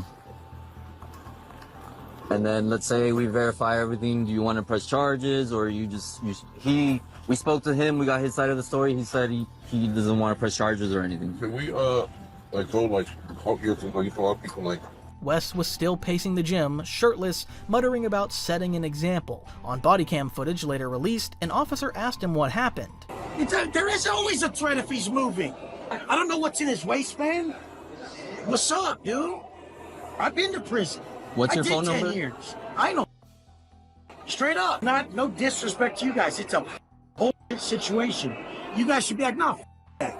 That guy was sitting in the corner, minding his business, and some 7-foot dude tried to fight him. He got his handed to him. That. God, dude. I just was trying to work out the fact of human beings and Americans defending themselves. That's fine, but Straight up. You guys just quit lying. You don't know if a guy's getting up if he has a lying, all of you guys. Straight up. I do have a point, so quit trying to make yours, dude. Straight up. The dude was chilling. A guy attacked him. He got what he wanted. Yeah. listen, that's gonna be written, and we said it. I like your demeanor. I like how you guys all handle it. I wish I was as calm as him. The officers cuffed him on the spot. He was booked for felony assault and held overnight before being released on a $5,000 bond. The mugshot spread across the internet like wildfire. The once alpha coach, now disheveled, eyes hollow, looking nothing like the man he pretended to be online. But the humiliation didn't stop there. When police documents became public, the arrest record listed his height at 5'8", a full 5 inches shorter than the 6'1" he had claimed for years. For an image-obsessed man who built his persona on dominance and physical stature, it was the ultimate blow. In the hours following the gym assault, Wes Watson did what he'd always done when reality hit too hard. He went live. No apology, no reflection, just another rant. He sat in front of his camera speaking a mile a minute as if the entire internet hadn't just watched him beat a defenseless man on CCTV. Somebody pulled up and it didn't go the way they wanted it to go. You'll probably see the details later, but cops are still here. They're figuring out what the situation is and go from there. It was self-defense, clear as day. His voice quivered as he repeated it, almost like he was trying to convince himself. "You guys don't get it," he said. "You don't understand what it means to live at my level. You'd fold under this pressure." His followers, what few still tuned in, watched a man drowning in his own mythology. The alpha image he'd built on pain and power was gone. What was left was a man pacing, sweating, and rambling for hours, mistaking delusion for discipline. Angie was still there, sometimes. Their relationship had become an exhausting loop of breakup and reunion, each cycle shorter than the last. One week she'd leave after a screaming match. The next she'd return to film another video about healing as a couple. The same love he had once plastered across Instagram had turned into an addiction neither could quit. He controlled through guilt, she retaliated through silence, and both called it love. At this point, the fall of Wes Watson was no longer rumor. Angie left him for good. No announcements, no farewell posts, just gone. She deleted their photos, wiped her accounts clean, and moved on, especially after going through his phone and finding out he'd been cheating. The house that once hosted their lavish content shoots was silent. The luxury cars were gone, most of them leased, a few repossessed. Although he was released on bond, but the case didn't end there. Prosecutors in Florida are reportedly pursuing charges that could carry up to 25 years in prison. On social media, West denies nothing and admits nothing. In a recent interview, when asked about the potential prison time, he smirked and called himself a legend. Watson still posts, still sells coaching programs, still calls himself the example of what a real man looks like. But the audience doesn't believe that anymore. If convicted, he could spend the next quarter century back where it all began, behind bars. A full circle moment for Wes. And yet, even now, in that defiant tone, he insists this is not the end. Maybe he believes that, maybe he needs to, but there was something tragic in the collapse. Because in his own warped way, Wes had always been telling the truth, just not the one he meant to. And as a private military contractor. Now what that means, you guys can draw your own conclusions. It's not something I'm necessarily proud of. It's not something I brag about. I actually know something about advanced interrogation techniques. I used to do snatch and grabs and interrogate people out in the field as a contractor years ago. Yes, I have a classified background. Ability status according to the US government of 100% disabled. I'm not supposed to be walking without a cane. I'm not supposed to be standing without a cane. I'm not supposed to be training as heavy as I do, and you guys see what I do.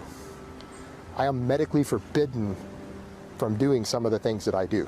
Jason Blaha is probably the strangest name to ever come out of YouTube fitness, and this is far from an exaggeration. This is a man who has, at different points in his life, claimed to be a secret agent, a mercenary trained at Langley, a martial arts master, a male model, a millionaire's son, a street racer, and even in his own humble words, a werewolf with reptilian blood. But it doesn't stop there. He's bragged about eating 13 pizzas in one sitting, running a steroid lab, and scoring near-perfect SATs, while somehow also being deemed to have the intelligence of a 12-year-old by a judge during one of his arrests, and these aren't even the wildest parts of his story. He once said he sniped a terrorist off the back of a donkey, that he interrogated cartel members in the jungle, and that he was nicknamed Hemingway while running secret missions abroad. He's threatened other YouTubers, raised money for lawsuits and cars only to vanish with the cash, and at one point was even caught staging a fake witness video with a friend wearing sunglasses and a swirly face filter to prove his mercenary past. Top 22, I was on Popular Military, and a Stolen Valor article kind of drew my attention to this guy named Jason Blaha. After watching one of his YouTube videos where he's holding an AR-10 with a big shitty grin on his face, I realized exactly who it was, because he was always so fond of the 308. That dog boy Hemingway. I hadn't seen that guy in 16 years or so.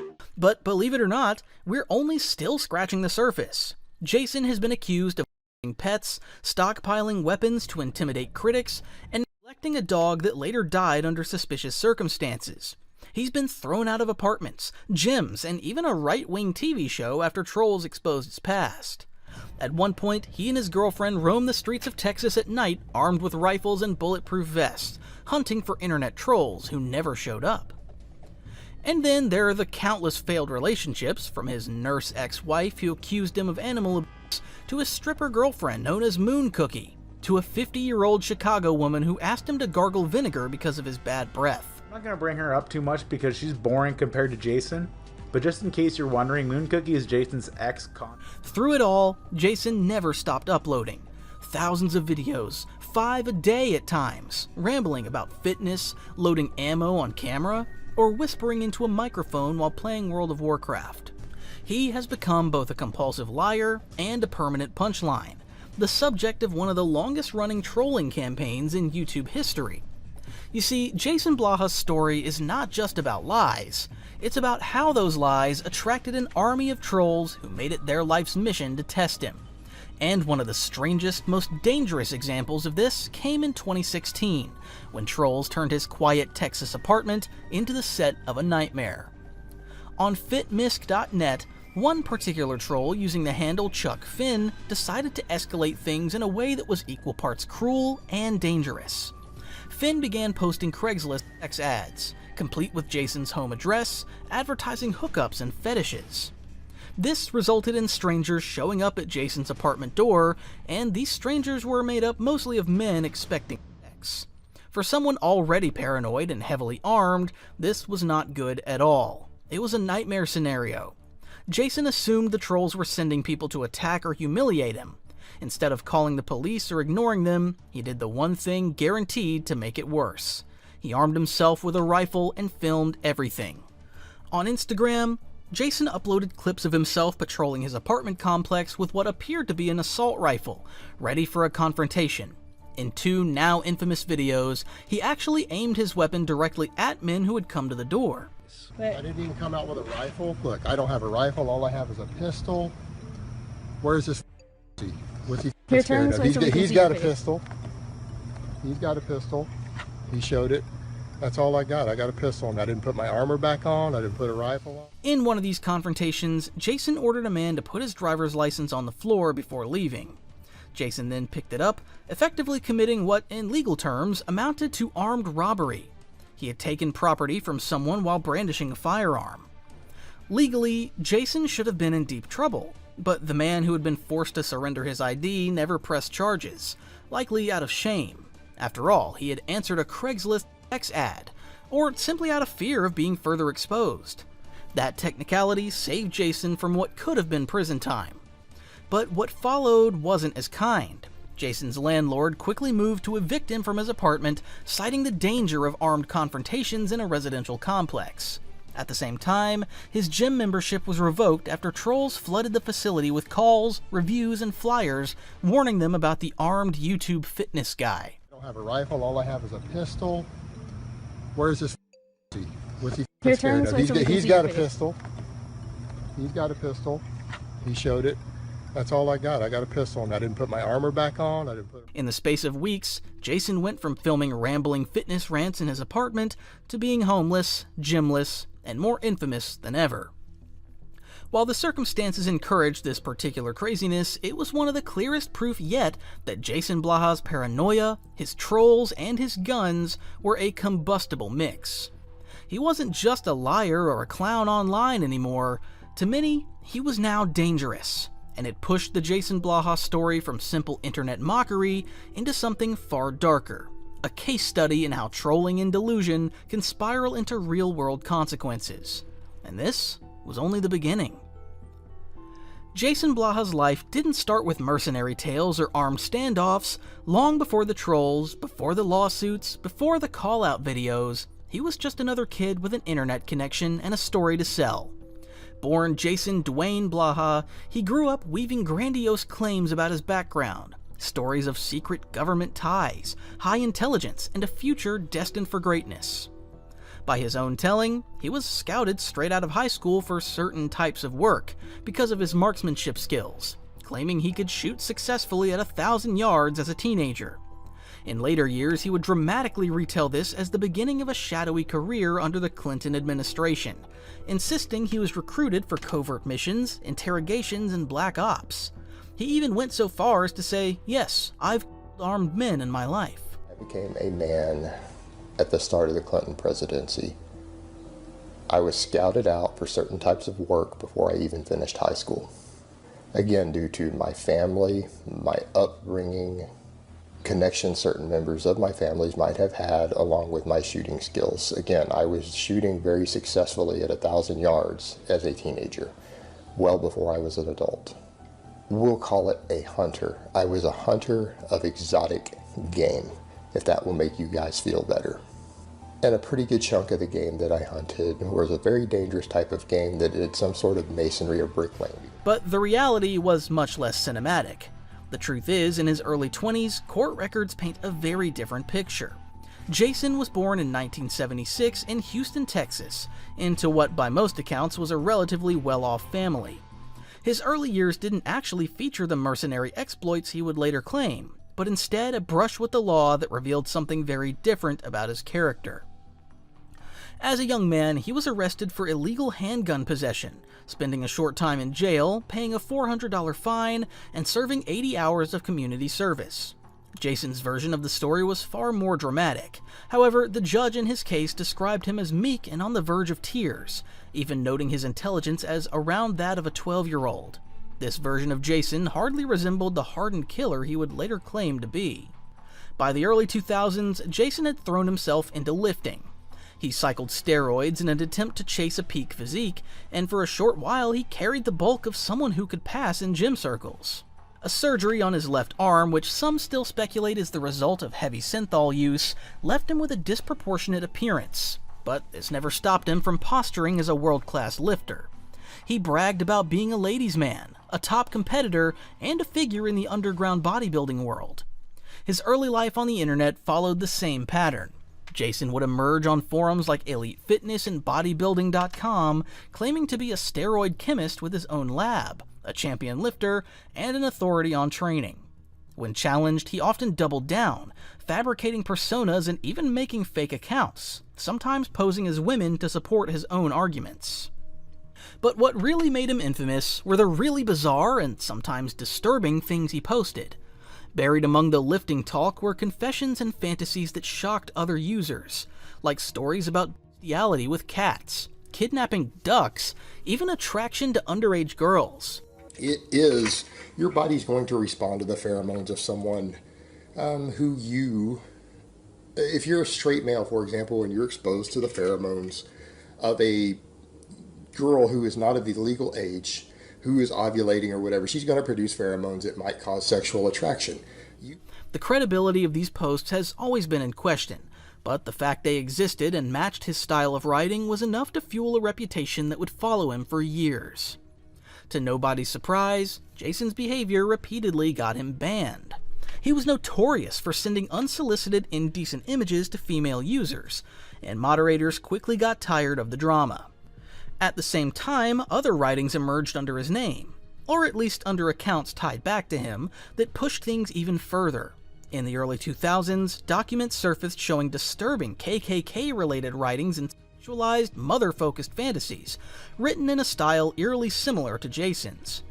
Whether he authored every word remains disputed, but the spelling, phrasing, and tone matched his online identity enough for trolls to pin it on him permanently. He was mocked, called out, and eventually run off the site.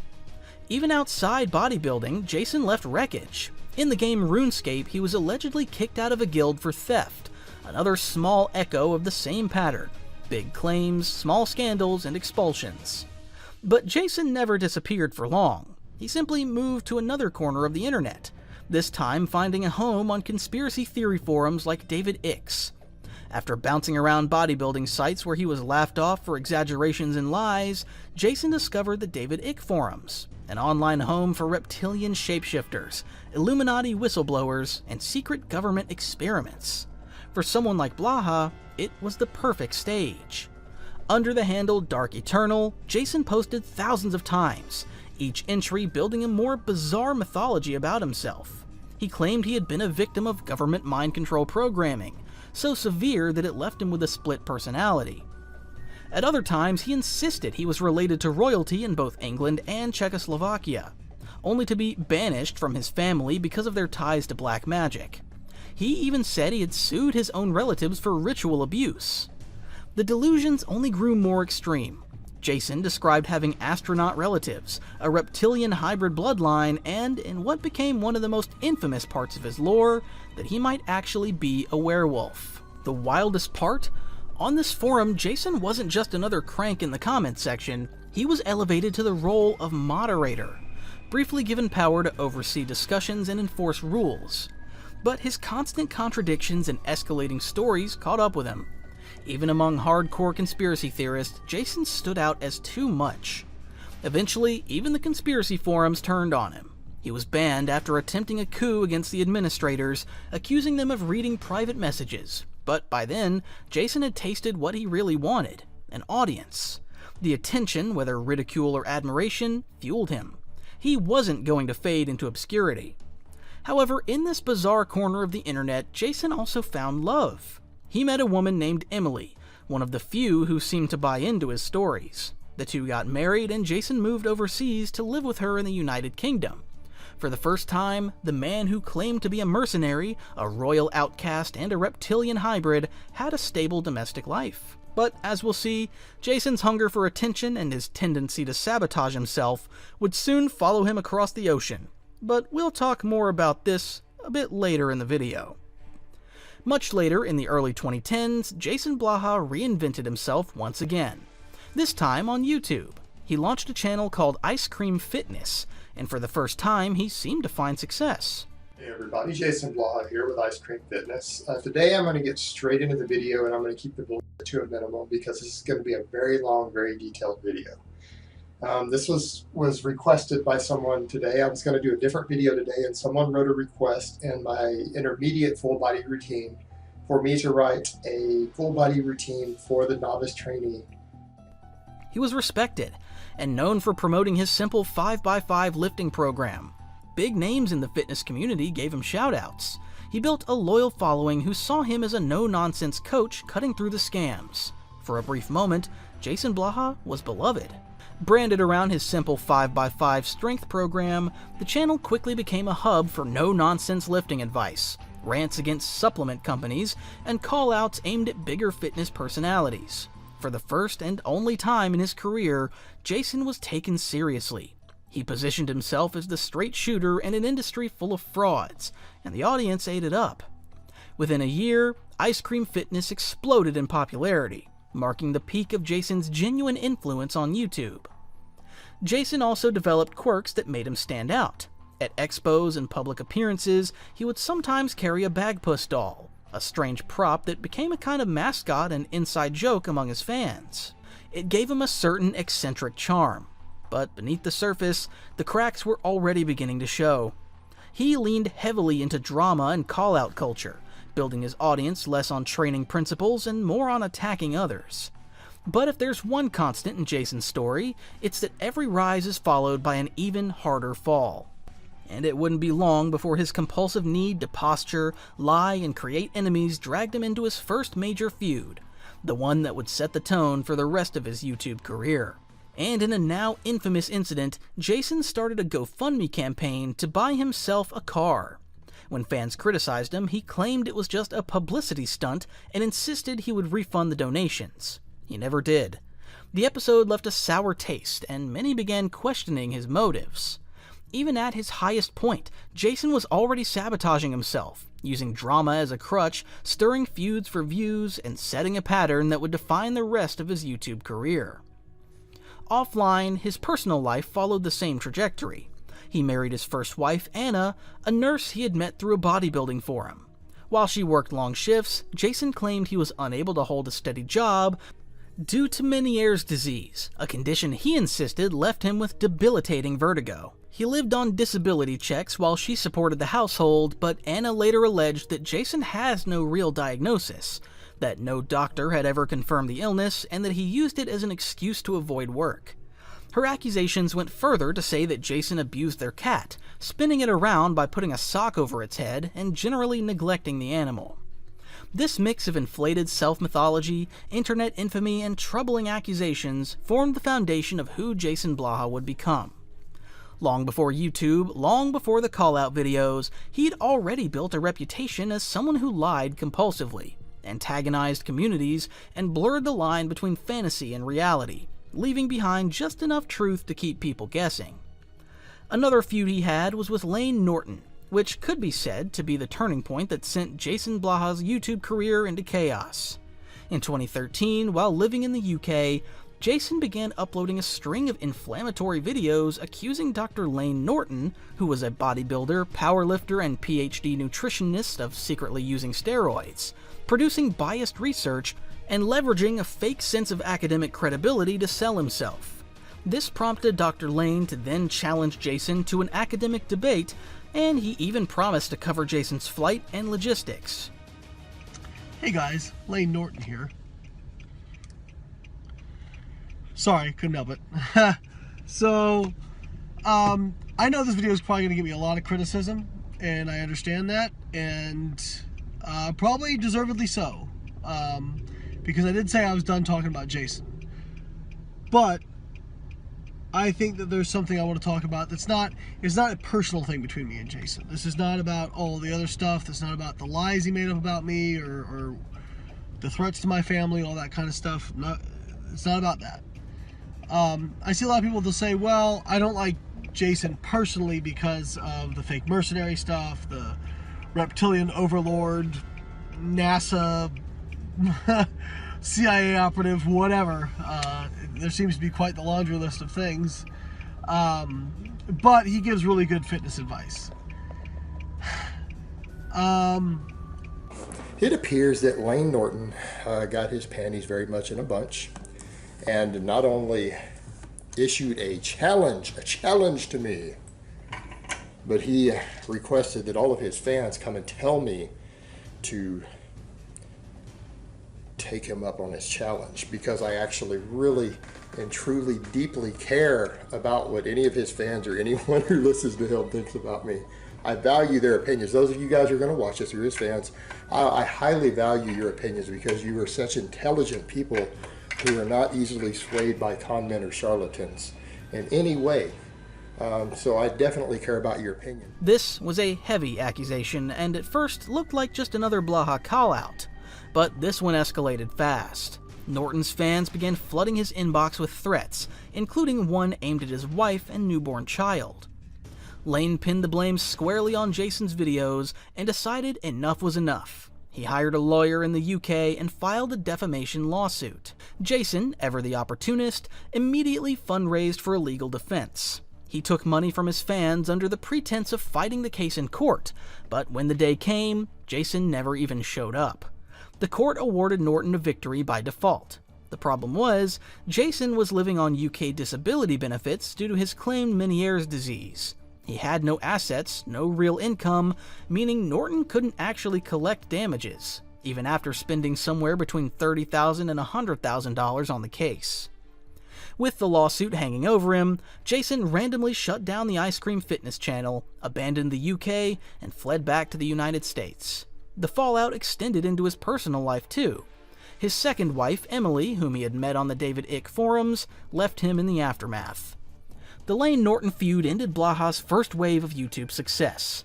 It had begun as a fast-rising career in the fitness world, collapsed almost overnight, leaving him disgraced, broke, and starting over from scratch. After the Lane Norton lawsuit forced Jason to abandon the Ice Cream Fitness brand and flee the UK, most people would have assumed that was the end of him. But Blaha is nothing if not relentless. By late 2013, he was back with a new channel, Juggernaut Fitness TV. Later, he would rebrand it as Jason Blaha Strength and Fitness, but the formula was the same. Rambling to camera, passing himself off as a grizzled veteran of the fitness world, and positioning himself as the lone voice exposing frauds in the industry. And somehow, it worked again. Despite the fallout with Lane Norton still hanging over his name, Jason managed to rebuild an audience. Within a couple of years, he had climbed back to around 80,000 subscribers, putting him right back in the conversation as a mid-tier fitness YouTuber. This was also the beginning of his relationship with Brittany Moon Cookie Lee, a former stripper with a history of DUIs and meth convictions. Their relationship became part of the Jason Blaha saga. Cookie was always in the background, a character who reinforced the crazy energy of his life and later played a direct role in one of his biggest controversies. Even as Jason's new channel grew, his behavior got stranger. During live streams, he was once caught urinating on mic, seemingly unaware of how much it would humiliate him once trolls clipped and spread the footage.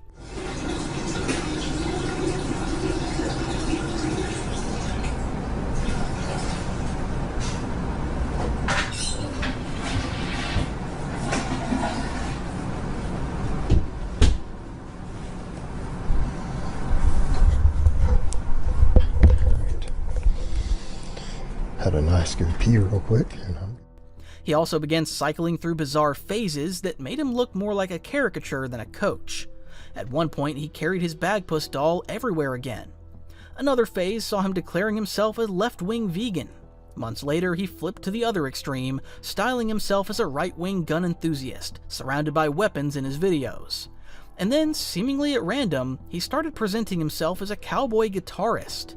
These shifts became a running joke. It also served as proof that Jason would reinvent himself at the drop of a hat if it meant holding attention for a few weeks longer. Despite the weirdness, Jason was incredibly prolific. He was uploading anywhere between 2 to 5 videos a day, a relentless pace that ensured his name stayed circulating on YouTube's algorithm. His content formula solidified. 1 or 2 informative training rants padded with as much ad time as possible, and at least 1 drama video targeting another YouTuber. It was in these drama videos that Jason grew his reputation as a professional antagonist. He thrived on feuds, deliberately setting his fan base against others in the fitness community. He would call out fake natties, accuse influencers of secretly being on steroids, and bait bigger channels into responding so he could ride the wave of controversy.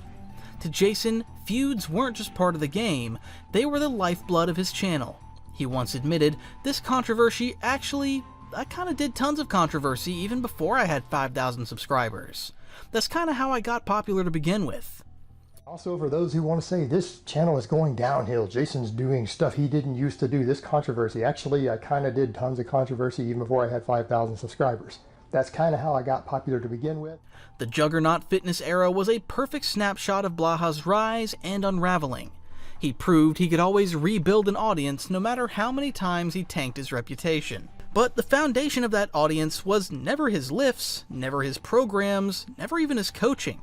It was his ability to start fights, to manufacture drama, and to keep viewers watching the bizarre spectacle of Jason Blaha.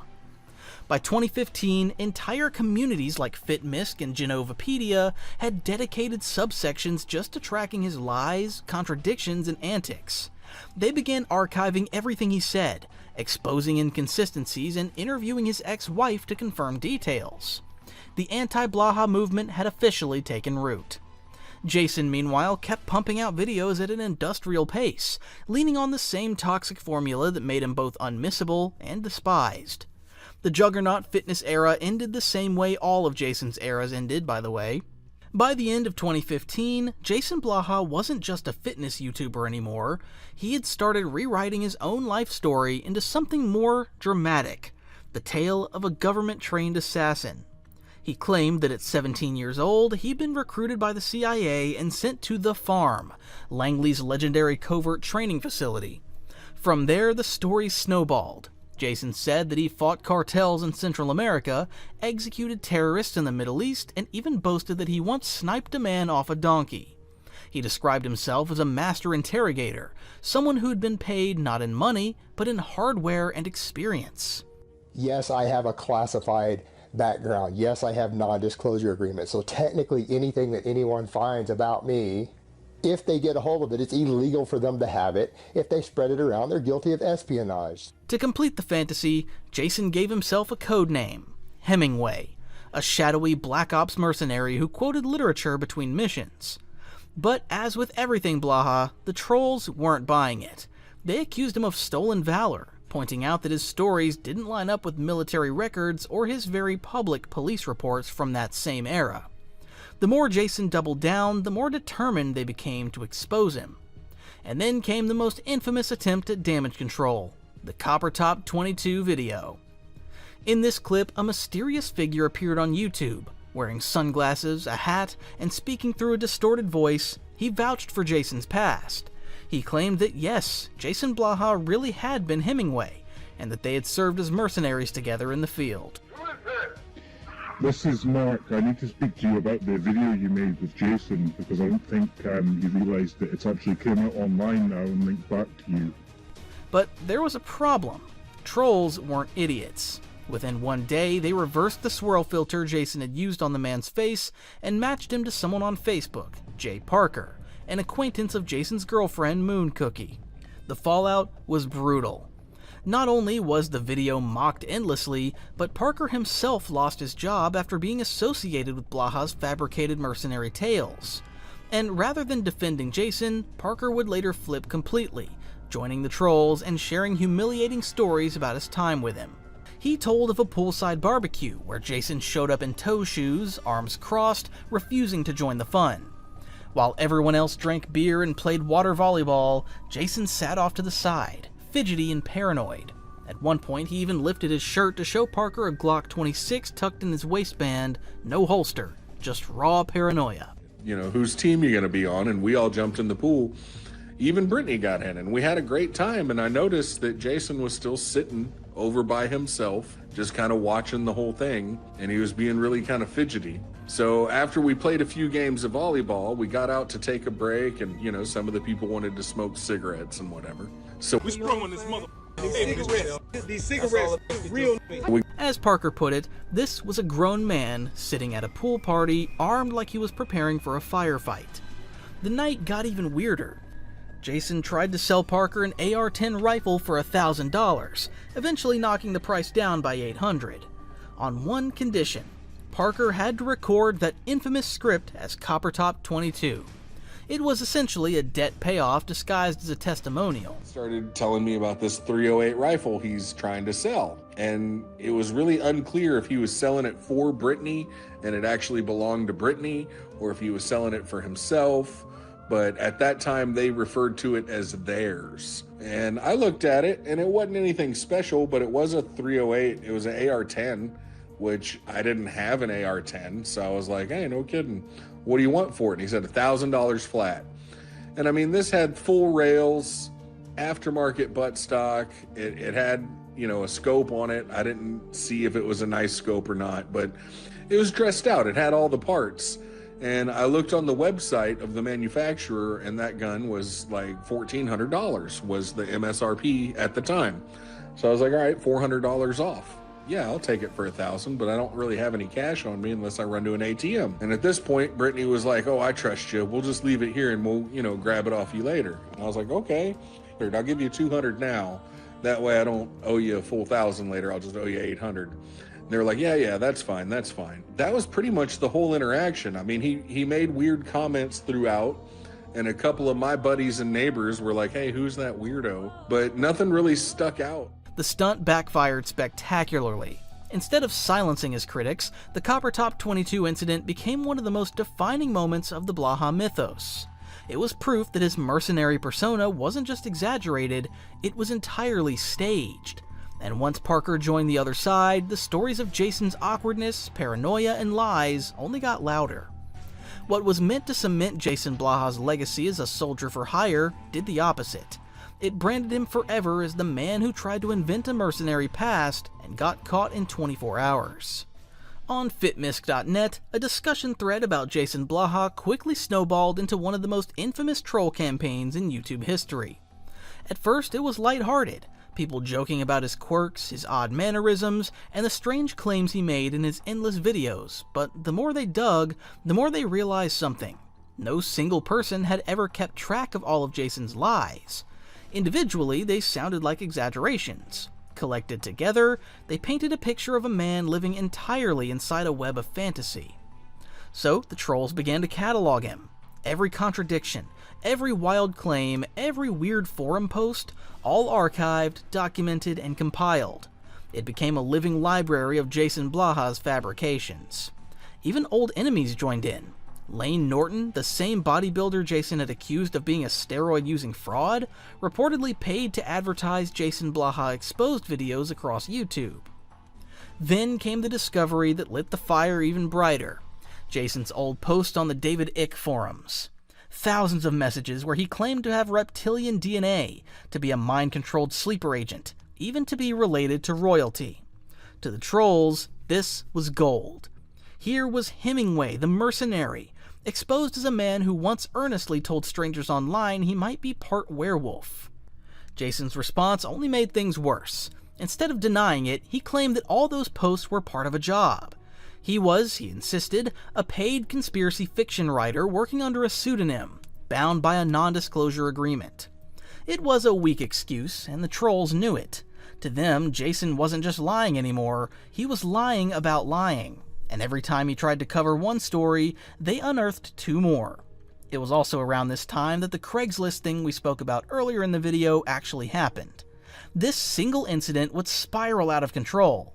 Jason claimed it led to bomb scares, death threats, and even his eviction from the apartment complex after neighbors and management became aware of what was happening.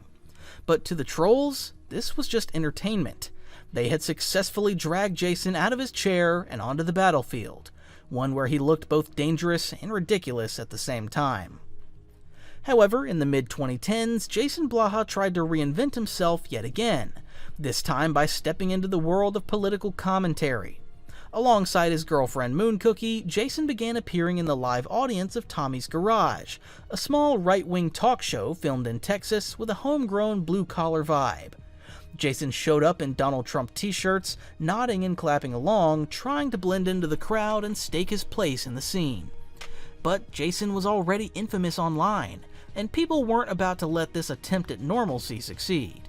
They dug up footage of Jason at the show and sent it directly to Tommy's Garage sponsors, including a pro-veteran seafood restaurant that proudly supported all the troops. The trolls made sure the sponsors knew Jason Blaha wasn't a veteran at all, but a man exposed online for stolen valor and a fake mercenary tale. The result was swift. Jason and Moon Cookie were banned from the show, cutting off what might have been his first step into a new public persona. If Jason thought being kicked out of Tommy's Garage was the end of it, he was wrong. This was just one battle in what became a full-on war. Trolls began calling Jason's family members directly. When they reached his father, the truth came out. Jason had never been in the military, never been a mercenary, never worked covert ops. He had been nothing more than a laborer in a warehouse. To Jason, this just cemented the humiliation. He was a laborer. So it was building work as opposed to soldier or mercenary work. I'm not. What kind of work? Well, in the video we were sent, he claims to have been a mercenary, as in a mercenary. A mercenary, yeah, private security, as in performing. No. He was working on compressors and engines. So he was never intelligence. Manual labor. Oh, I see. Okay. It didn't stop there. People built and burned effigies of Jason Blaha, recording the mock funerals and uploading them online. Others infiltrated his Discord chats and private Facebook messages, baiting Jason into bizarre confessions, sometimes about guns, sometimes about trolls, sometimes just unfiltered delusion. One of the strangest exposures came when trolls discovered a secret channel Jason had been running under the name ASMR Cardio Gamer. Hundreds of videos of Jason pedaling a stationary bike while playing World of Warcraft, whispering into a microphone. In these clips, he spilled coffee on himself, cursed at leaf blowers outside his house, and even bragged anonymously about owning a huge YouTube fitness channel. The trolls even turned Moon Cookie against him. They uncovered an old video of her stripping at a Halloween event, which wouldn't have been a scandal for most people, except Jason had once mocked another YouTuber for beating a beta cuckold because his girlfriend had kissed another woman. This was delicious hypocrisy, and they spread the clip everywhere. By this point, the pattern was clear. No matter what Jason tried, the trolls found a way to ruin it. Meetups were sabotaged, seminars were shut down, relationships were exposed and mocked. Every attempt Jason made to build a public life outside his YouTube chair was dismantled, piece by piece, by an army of trolls who had made him their full-time project. By 2017, the cracks in Jason Blaha's world had split wide open. His longtime partner Moon Cookie, the ex-stripper with drug convictions who had stood beside him through years of drama, finally left him. With her departure, Jason lost not just his girlfriend, but the last bit of credibility he used to stage his wild mercenary myths. His YouTube numbers began to crumble. Once boasting nearly 300,000 subscribers at the peak of his Juggernaut fitness run, Jason quietly hid his subscriber count as it plummeted. His peers in fitness had abandoned him entirely. The only people still watching were the trolls waiting for the next embarrassing meltdown to dissect, and no matter how you looked at it, this was not good at all. Even his personal life became troll fodder. In 2017, Jason rescued a dog during the Houston floods, a pit bull mix named Nova, but not long after, Nova died under suspicious circumstances. Jason claimed the trolls had poisoned her food. The trolls countered that Nova was a victim of Jason's neglect, left alone without food or water while Jason went away for days. The truth was never confirmed, but the story stuck, adding to years of rumors about Jason's mistreatment of animals. You see, his first wife Anna had already alleged that Jason abused their cat by spinning it around with a sock over its head for amusement.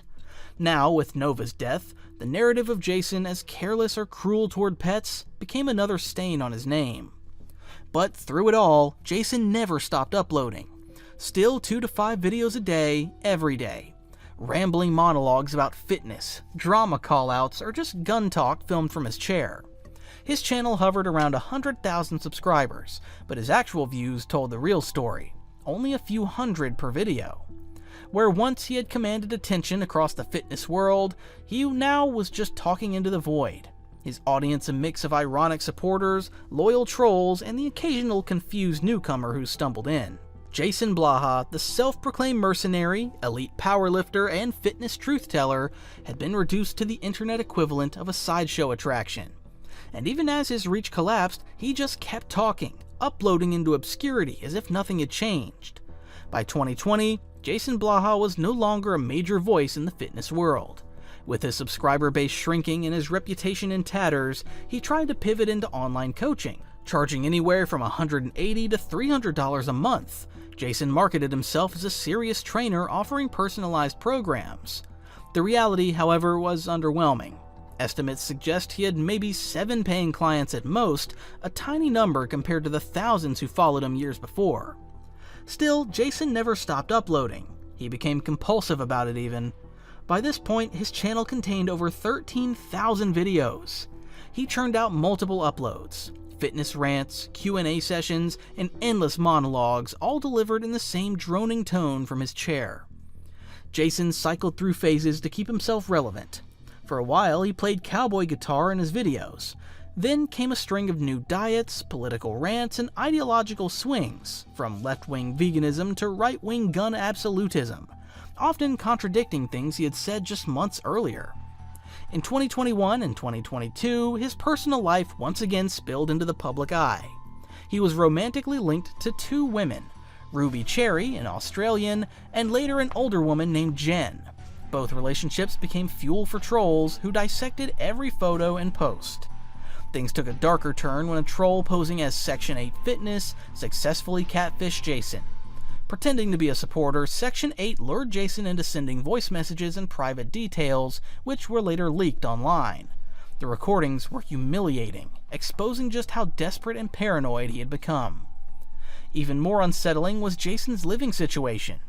For a period, his roommate was a woman awaiting trial for murder. It was one of those bizarre details about Jason's later life that blurred the line between pathetic and disturbing, raising questions about how isolated and unstable his circumstances had become. The trolls, however, never let up. Through it all, Jason clung to the same narrative he had repeated for years, that he was a victim of relentless haters, targeted because he told uncomfortable truths. Yet he never once took accountability for the lies, contradictions, or threats that had built the foundation of his downfall. From CIA fantasies to stolen valor scandals, from fake mercenary buddies to catfishing trolls, Jason Blaha's life became a case study in internet self-destruction, and in his later years, he showed no sign of breaking the cycle. He started as a school teacher. Now millions watch every time he calls somebody out. What about The Rock? Do you think he's natural? Oh, he's absolutely not natty. They said he did a 12-week training program for WWE, and he had a full six-pack, leanest he's ever been. He's 53. I'm like, guys, he's on everything. Not only do I not think he's natural, I don't think he's on HRT. I think he's on the kitchen sink. Really? I think he's on all of it and then some. He is known by many names. Coach Greg, the Natty Police, the Cookbook King, or just the guy who screams at the beginning of every video. Greg Doucette has built a life off controversy, contradiction, and some charisma. With millions of views and a voice that could pierce steel, he's one of the most recognizable figures in the online fitness world, and possibly one of its most controversial, maybe behind Mike Israetel. From humble beginnings as a Canadian schoolteacher to becoming an IFBB Pro, YouTube sensation, and then supplement mogul, Greg's story is one of ambition, some intelligence, and relentless self-promotion, but behind the hustle lies a darker narrative, one filled with hypocrisy, legal trouble, and entire moral collapse. Over the years, Greg has made a name for himself by calling out influencers who claim to be natural while secretly using steroids. His infamous Natty or Not series turned him into a self-proclaimed truth teller, a man who exposed lies in the fitness industry, but ironically, that same crusade for honesty would later come back to haunt him. If I was a betting man and you showed me this guy's picture, I would bet for sure he's not natural. Because soon, Greg himself would be accused of the very thing he spent years fighting against. From the Hussein Farhat scandal, where Greg went from calling a young influencer a fake natty, to making him a co-owner of his own supplement brand, to the endless feuds with other fitness creators like the Trend Twins, Brandon Harding, and Mike Israetel, Greg's online presence became less about truth and more about traffic. It was clearly designed in this way. The Trend Twins posted themselves in posing trunks, highly sus. I'm pointing out what everyone was thinking about. He's been caught in countless controversies, like promoting sketchy supplements like turkesterone. He's been exposed for past steroid trafficking charges, criticized for exploiting clients and manipulating younger athletes, and even accused of faking his own natural status years before he was caught doping. But it doesn't stop there. Greg's story also dives into the personal. His battle with narcolepsy, addiction to work, shadow bans across social media, and the emotional toll of living inside a cycle of drama, validation, and burnout. I could not sleep. It was so bad. I was in Mexico and I was sleeping like 3 hours. Some call him a fraud. Others call him a pioneer. But at the end of this video, you can draw your own conclusions. So who is the real Coach Greg? Greg Doucette's story begins in Halifax, Nova Scotia. He had a quiet Canadian upbringing that would later contrast with the chaotic, high-volume persona he's known for today. Long before the YouTube fame, the drama, and the supplement empire, Greg lived a surprisingly ordinary life. He studied kinesiology in university, building a foundation rooted in the science of training and the mechanics of the human body. That academic background would eventually become a key selling point in his career. The science-backed coach who wasn't just loud, but formally educated. Before stepping into the spotlight, Greg spent 11 years working as a high school teacher, juggling lesson plans day by day and gym sessions by night. Students saw him as the muscular teacher with endless energy. Colleagues knew him as the guy who lived and breathed bodybuilding even while grading papers. Teaching gave Greg a structure. A stable routine, steady income, and the discipline that later shaped his branding. Strict, blunt, no nonsense. But even during his teaching years, bodybuilding was his real passion. Greg competed extensively, entering dozens of shows across Canada. He chased pro status relentlessly, grinding through training cycles, contest preps, and the grueling process of cutting and bulking. This early competitive drive became the root of his entire personality. The obsession with progress, discipline, and proving people wrong. By the time his teaching career ended, Greg had already planted the seeds of something bigger. I was a school teacher for 11 years. Okay. And I got my master's in physical education and kinesiology. And then I moved out of teaching and just started being I became a pro bodybuilder. And I just pushed coaching even more. Yeah. Greg uploaded his first YouTube video in 2006. A grainy clip of him bench pressing 415 pounds for reps. No commentary, no edits, no gimmicks, just raw strength. It didn't go viral, didn't spark a movement, and didn't foreshadow the empire to come, but it marked the beginning of everything. 2006 is when I first started putting videos up, but I'm gonna be honest, I was just trying to show off. I was just really strong in the gym. I could bench press a lot, and I was just uploading bench press, squat videos and stuff. For nearly a decade, Greg's channel sat quietly in a corner of the fitness community. He wasn't chasing drama or clout. His videos were simple and informational with fitness tutorials, diet breakdowns, metabolic explanations, cutting tips, and long-form rants delivered in a calm, almost monotone voice that feels unrecognizable compared to the high-pitched, energetic coach of today. These early years were the purest version of Greg. These were also the years where Greg began establishing serious credibility as a coach. With a master's degree in kinesiology and decades of personal competitive experience, he offered something few creators had at the time: actual qualifications. what really happened was I was coaching everyone in Halifax, the city I'm from, and I couldn't really expand anymore. And I thought, I got to go global. So I started making videos in like 2011 about how to diet, calories and food labels, how to do that. And then I started getting clients from around the world. One guy was Ian Valaire, who became a Mr. Olympia bodybuilder. He wasn't just another gym bro with an opinion. He could back it up with textbook knowledge and real-world results. From 2006 to 2015, he slowly grew an audience of dedicated fans who saw him as a reliable, science-driven mentor. He wasn't famous yet, but he was respected. As Greg continued uploading through the early 2010s, he slowly began to shape the voice that would define the first era of his online presence. Before the shouting, the natty or not controversies, and the YouTube drama, Greg was simply the guy explaining the science behind fat loss, metabolism, and sustainable dieting in a way that regular people could actually understand. His videos zeroed in on the fundamentals: how calorie deficits worked, why fad diets failed, why metabolism wasn't broken, and the truth behind cheat meals. Today's installment, I wanted to discuss cheat meals because it seems to be a very heated topic that a lot of people have different opinions on.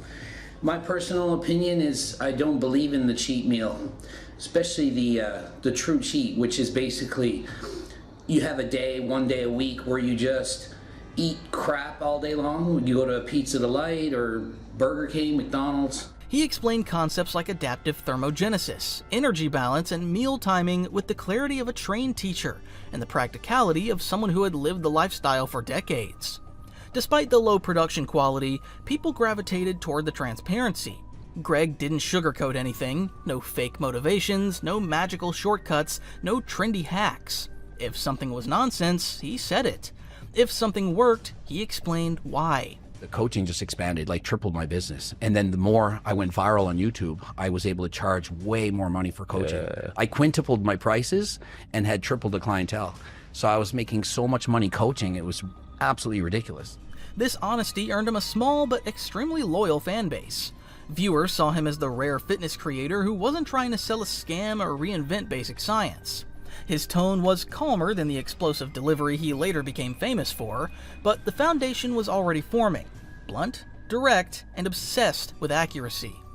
During this period, Greg wasn't chasing fame, he was building trust. Without knowing it, he was laying the groundwork for the massive audience he'd gain later, when the algorithm, drama, and timing aligned in his favor. The early educational era didn't get millions of views, but it built something more important: credibility. And that credibility would become the backbone of everything Greg did next, both the good and the deeply controversial. Around 2018, Greg's channel underwent the shift that would redefine both his career and his public identity. After years of grinding with educational content that earned respect but not widespread attention, he stumbled into a format that would catapult him into full-blown internet fame: the Natty or Not series. What started as a simple idea of analyzing whether an influencer, celebrity, or bodybuilder was natural or using performance-enhancing drugs quickly became Greg's signature content. His early breakdowns were direct, analytical, and almost clinical. But the moment he applied the format to bigger names, everything changed.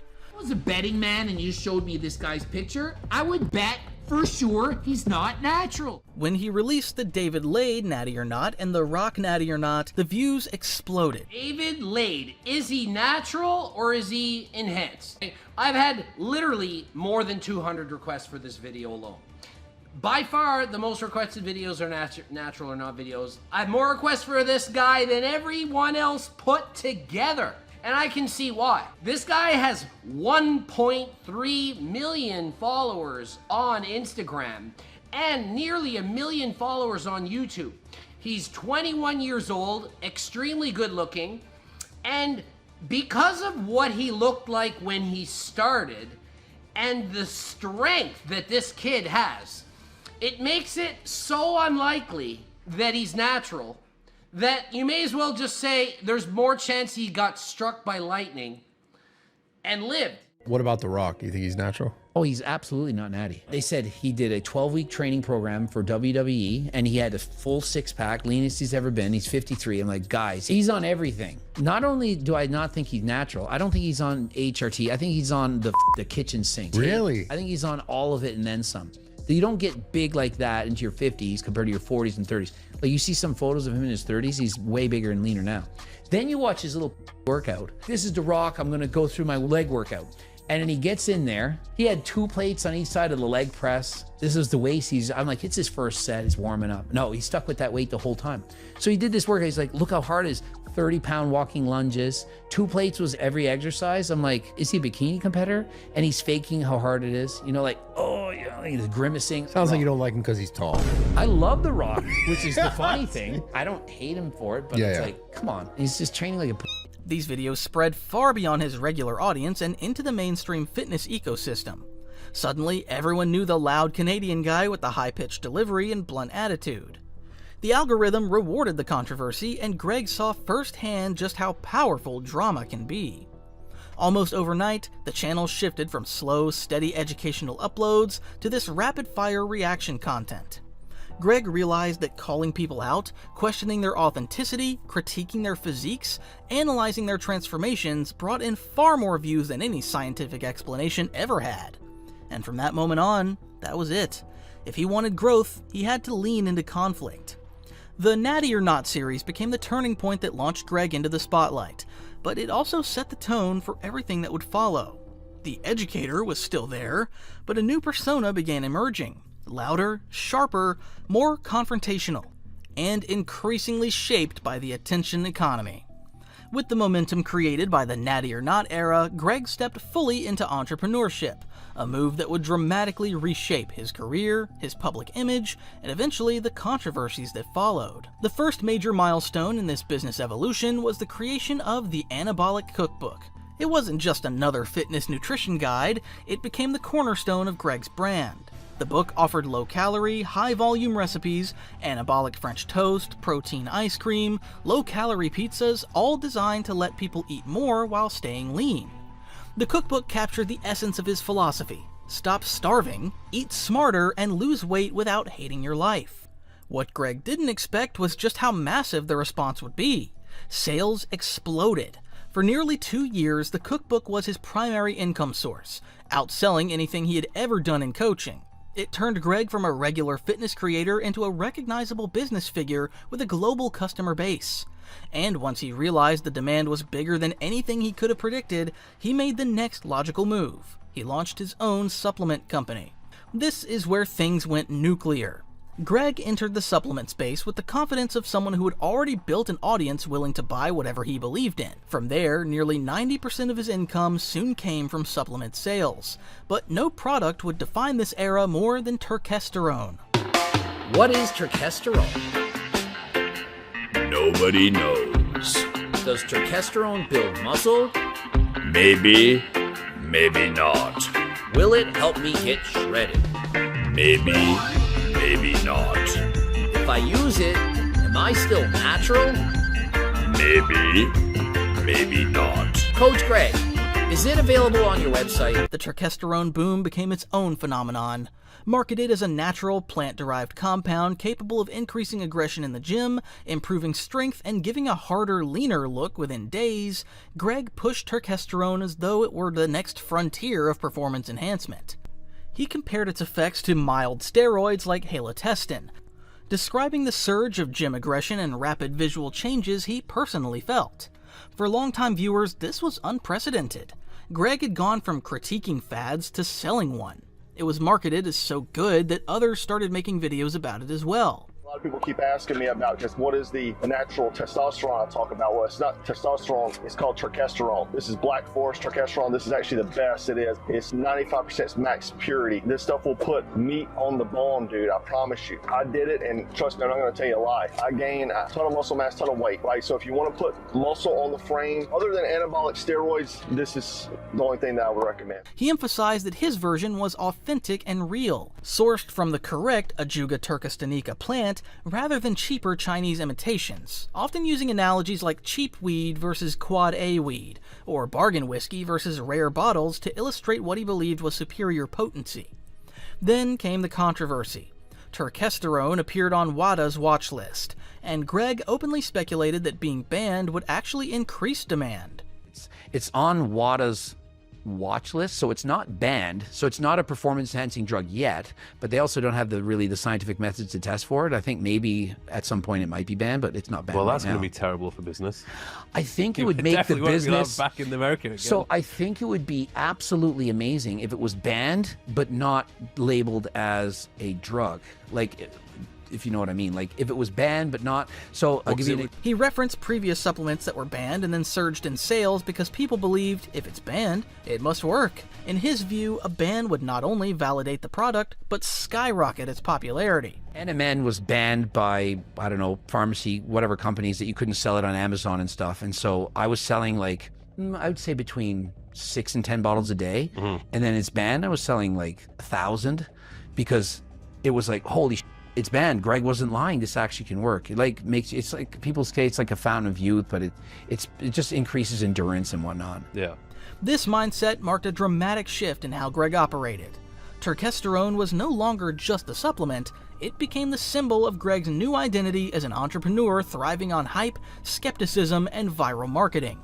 The cookbook had built his brand, the supplement line expanded it, but Turkesterone turned it into a full-blown empire, and opened the door to the biggest criticisms of his career. As mentioned earlier, roughly 90% of his income came directly from supplement sales. Turkesterone, GLP-1 appetite suppressants, GO2 Max, pre-workouts, anabolic cooking tools. To his fans, this was smart marketing. To his critics, it was aggressive, manipulative, and often misleading, especially when product claims resembled steroid-level promises without the scientific backing. Parallel to the supplement boom, Greg's coaching business hit its own peak. With viral fame came credibility, and thousands of viewers started seeking personalized guidance. Yeah, like $750,000 in a year from just coaching. And then I was like, okay, how do I like scale this up? Then I put out the cookbook. I'm making hundreds of thousands a year on just the cookbook, but like I was making millions before. Greg claimed to earn hundreds of thousands annually from online coaching alone before eventually pivoting more toward broad digital products. Many fans viewed him as a fitness truth-teller, but a lot of others started to see the coaching side very differently, especially because of the inflated prices, vague deliverables, and coaching plans that felt more like recycled templates than personalized programs. Stories circulated about clients paying enormous monthly rates and receiving minimal feedback, or being directed to follow recipes from his cookbook rather than receiving tailored nutrition plans. What supporters interpreted as tough love coaching, skeptics labeled as exploitation. Regardless of which side people believed, one thing was undeniable. Greg had built an empire, and his business model was generating more attention, money, and criticism than ever before. And as Greg's channel grew, a new era took over, one built almost entirely on confrontation. This was the call-out era, the period when his identity shifted from educator to enforcer, from fitness coach to self-appointed judge of the entire industry. Greg doubled down on reaction content, uploading multiple videos per day where he dissected the physiques, ethics, diets, and honesty of other influencers. His Natty or Not series transformed from a controversial experiment into the fitness world's version of a public trial, which was either a stamp of approval or a digital execution, depending on Greg's verdict. Young lifters, celebrities, TikTok stars, and even newcomers with small audiences found themselves on the thumbnails. For many, it became a badge of honor. For others, it marked the beginning of endless harassment from Greg's followers. But the momentum of this era truly took shape when Greg had his first major public fallout, the Brandon Harding drama. Harding accused Greg of delivering poor coaching, offering minimal personalization, and failing to provide the promised level of guidance despite charging premium fees. I specifically told him from a coaching standpoint, I like to be told exactly what to eat, when to eat it, and how many grams of each ingredient I'm meant to consume. Greg fired back, claiming Harding lacked discipline and didn't follow instructions. They absolute lie. I don't like it when people lie about me and make up lies about me. That was slanderous lies about me. The argument spiraled, exposing deeper frustrations about Greg's coaching style, his temper, and the ethics of charging huge sums for what were described as copy and paste plans. That conflict cracked open a larger conversation, one that Greg didn't see coming because suddenly people began to revisit all the other individuals Greg had publicly targeted over the years. Across his video catalog were countless examples of Greg mocking smaller creators like teenagers posting lifting clips, women sharing gym transformations, overweight beginners documenting their fitness journeys, and influencers who simply made diet videos he disagreed with. Many of these people had tiny followings and never expected to be thrust into the spotlight of a massive audience ready to ridicule them. Some broke down publicly, speaking about anxiety, emotional distress, and being overwhelmed by attention they never asked for. Others said the wave of negativity destroyed their confidence, ended their social media presence, or pushed them into unhealthy training and dieting habits to avoid being called out again. A growing chorus labeled Greg a bully, someone who built fame by punching down, stirring outrage, and using criticism as entertainment. While he defended everything as just education, the reality was harder to ignore. A long list of people felt they were collateral damage in Greg's rise to fame. When you line them up, the pattern becomes impossible to dismiss. Greg wasn't just exposing the fitness industry, he was shaping it through fear, controversy, and the constant threat of becoming his next target. But beneath that pattern were distinct disputes, each fueled by specific events, mistakes, and personal jabs that shaped Greg's reputation in the industry. The feud with Mike Israetel began when Greg accused Mike of cherry-picking studies and promoting training volume recommendations that were impossible for natural lifters to sustain. 2 to 3 reps shy of failure is close to failure? Come on, no it's not. 2 to 3 reps shy of failure is a warm-up set for this boy. I don't train like a... Mike responded with detailed breakdowns, explaining Greg's misunderstandings of scientific literature, essentially calling him uneducated on exercise science despite Greg's master's degree. Going to train exactly this hard. Now, we can talk later about what this hard should be, but let's even say to failure, right? Just to standardize it. I'm going to go to failure in every single, I'm going to push it psychologically like crazy. After you've answered the question of how hard am I going to train, you say to failure, you have to answer the second question of, well, so how many sets am I going to do? Yes, there is a tendency for higher volume programs for you to get tired and not work as hard. So that may cap how much effective volume, non-junk volume you can do. But all the volume you do from the first set to the nth set, if you hold yourself accountable, you can do them with maximum intent to lift, all-out failure. You're still left with the question of how much, which unfortunately, I'm pretty sure I saw the entire video by Greg. He never actually answers the question of how much. He just says, go harder, and he yells a lot, which is funny, but... Greg escalated by mocking Mike's physique and accusing him of selling unrealistic hypertrophy expectations. Mike fired back with calm, sarcastic videos pointing out Greg's contradictions, which only pushed Greg into further defensiveness. Their exchanges created a lasting tension between evidence-based training and Greg's practical bodybuilding experience, with fans mocking Greg as the loud, fake scientist and supporters accusing Mike of academic arrogance. His feud with Lex Little emerged during the Trend Twins controversy. Lex repeatedly criticized Greg for obsessively milking content out of younger influencers and using every minor misstep as a reason to upload another negative video. When Greg uploaded over 20 videos about the Trend Twins, Lex publicly called him a weird old man who feeds on drama, sparking a back and forth that highlights Greg's habits of punching down. Greg then doubled down, saying Lex was jealous and clout chasing, which only made the backlash worse. Similarly, Greg's friction with Jesse James West began when Greg repeatedly accused Jesse of exaggerating his natty status, glamorizing unrealistic fitness expectations, and misleading viewers with staged training footage. And so if Jesse James were right now saying, hey, I'm going to the Olympics, they would have watched this video and said, sorry, Jesse, you can't go, you're banned.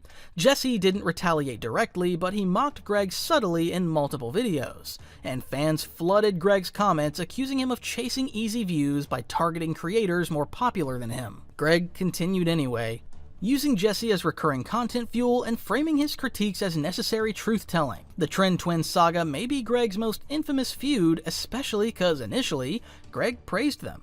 Their ambition to be IFBB pros and incredibly strong powerlifters, something I know a lot about. And they're only 21 years of age. And have you seen their genetics, their work ethic? And so of course I'm coaching them. Greg gave them guidance during a period when they were still figuring out their direction in bodybuilding. They were young, Reckless, openly taking PEDs, joking about Tren on camera, fighting each other in gyms, everything that made them viral. But they were also inconsistent, impulsive, and notoriously bad at sticking to diets or plans. The Trend Twins are these guys. They remind me of me when I'm their age, except for the fact they're on gear. But they're powerlifters and bodybuilders, and they're exceptionally strong. So I'm coaching them for free. I'm coaching them. And I'm like getting the updates every week. And I'm like, you guys are not lean enough. Well, we want our pro cards by this year. I'm like, I don't think you understand how hard it is to diet to like 5% body fat. Like, I don't think you can get that lean. I'm like, here's a picture of me. I'm a 48-year-old man on HRT. This is how you should look 8 weeks out. Well, oh my God, you're so lean. I'm like, you're gonna have to be way leaner than this. So they weren't really keeping up, and they were, wanting cheats and stuff. Ended up, they didn't do the show. They backed out. They ended up getting a different coach. Eventually, they left Greg and began working with Coach Kyle. A move that at first seemed like a normal coaching switch, but when they left his coaching for Coach Kyle, Greg released dozens of videos criticizing their physiques, prep choices, and maturity. The feud escalated further when Kyle accused Greg of behavior bordering on fetishistic, zooming in on the twins' crotch area, speculating about their genital size, and making inappropriate comments in his reaction videos. Went as far as pausing the video on your end and highlighting their private parts. In numerous segments of your video, you pause on their junk. As soon as the twins began gaining traction on YouTube and TikTok, Greg made them a recurring subject of his content machine. What started as a few critique videos quickly escalated into a full-blown fixation. Over time, Greg created more than 20 videos about them, with nearly half of those uploaded in just a 2-month span. And it wasn't insightful critique. It was nitpicking, antagonizing, and scolding disguised as education. Every physique update of theirs became a chance for Greg to tear them down. Every prep vlog was an opportunity to tell them they were unprofessional, out of shape, or clueless. Every accomplishment was immediately reframed by Greg to highlight their flaws. He repeatedly told his audience that the twins weren't in shape, weren't real competitors, and didn't deserve hype. He insisted that despite competing in true novice categories, they were actually experts who should be judged by pro standards simply because they had over 1 million followers. That logic baffled everyone. It felt less like critique and more like resentment. As highlighted earlier, in one of his reaction videos, Greg paused multiple times on shots of the twins posing in standard bodybuilding trunks. Instead of analyzing their conditioning, he zoomed in on their crotch area repeatedly. Their little bikini bottoms for some reason, I don't know why, showing it off to everybody. And they were pointing it out. He speculated about the size of their genitals. He compared their bulges. I mean, I have to admit, 2 guys standing there in female posing trunks, it's a little something. After Coach Kyle released the video calling Greg out directly, accusing him of behavior that bordered on sexualized obsession, Greg tried to defend himself by insisting that he was just reacting to what the twins showed, that the trunks were female bikini bottoms, and that people were lying to damage his reputation. It was clearly designed in this way. The Trend Twins posted themselves in posing trunks, highly sus. I'm pointing out what everyone was thinking about. But I'm a pet. I read the comments and you call me a pet. You make it look like there's something wrong with me. I'm a creep. Now, had you... But bodybuilding trunks are standard. They were nothing unusual. The twins didn't zoom in or emphasize that area in their own video. Greg did that himself. People weren't buying it. For the first time, even Greg's loyal followers were calling him out. What made the situation worse was Greg's emotional response. Instead of taking accountability, he lashed out, claiming he was being slandered, insisting that he was the realest of the real, announcing he might sue people for defamation, and making himself the victim. The same man who had spent years humiliating others on camera suddenly couldn't handle criticism when the spotlight turned on him. However, the biggest controversy was the one involving Hussein Farhat. The controversy didn't just expose a questionable natty claim, it exposed one of the clearest cracks in Greg Doucette's entire brand. Hussein Farhat rose to attention by showcasing a massive 3-year transformation, the kind of dramatic leap in muscularity, leanness, and density that would raise red flags for anyone even mildly familiar with PED usage. Hussein insisted he was natural, but to most viewers, the leaps in size, proportions, and maturity looked indistinguishable from a heavy cycle. Naturally, Greg did what Greg always does. He called him out. Does anyone actually believe that this guy is natural? Let's look at the best chart in the world for predicting muscle growth. The real journey of natural muscle gains. And so in year 1, if you have great genetics, you can expect to gain somewhere between 8 and 12 pounds of muscle. Year 2, 6 to 8, and year 3, 4 to 6. And so let's assume he has really good genetics, which clearly he does. If you add up those 3 years, it would be about 26 pounds of muscle, yet he built double that. Now remember, if he has beyond great genetics, elite level genetics, perhaps 1 in a million genetics, it is in fact possible. But does this guy have the 1 in a million? In his first assessments, Greg dismissed Hussein's natty claim outright. He described the transformation as beyond the limits of natural physiology, pointing out the unreal rate of recomposition and the sheer amount of lean mass gained. It was classic Greg, and his audience trusted him.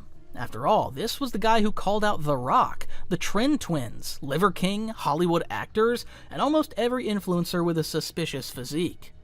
Then the situation took a sharp turn. Hussein released blood work.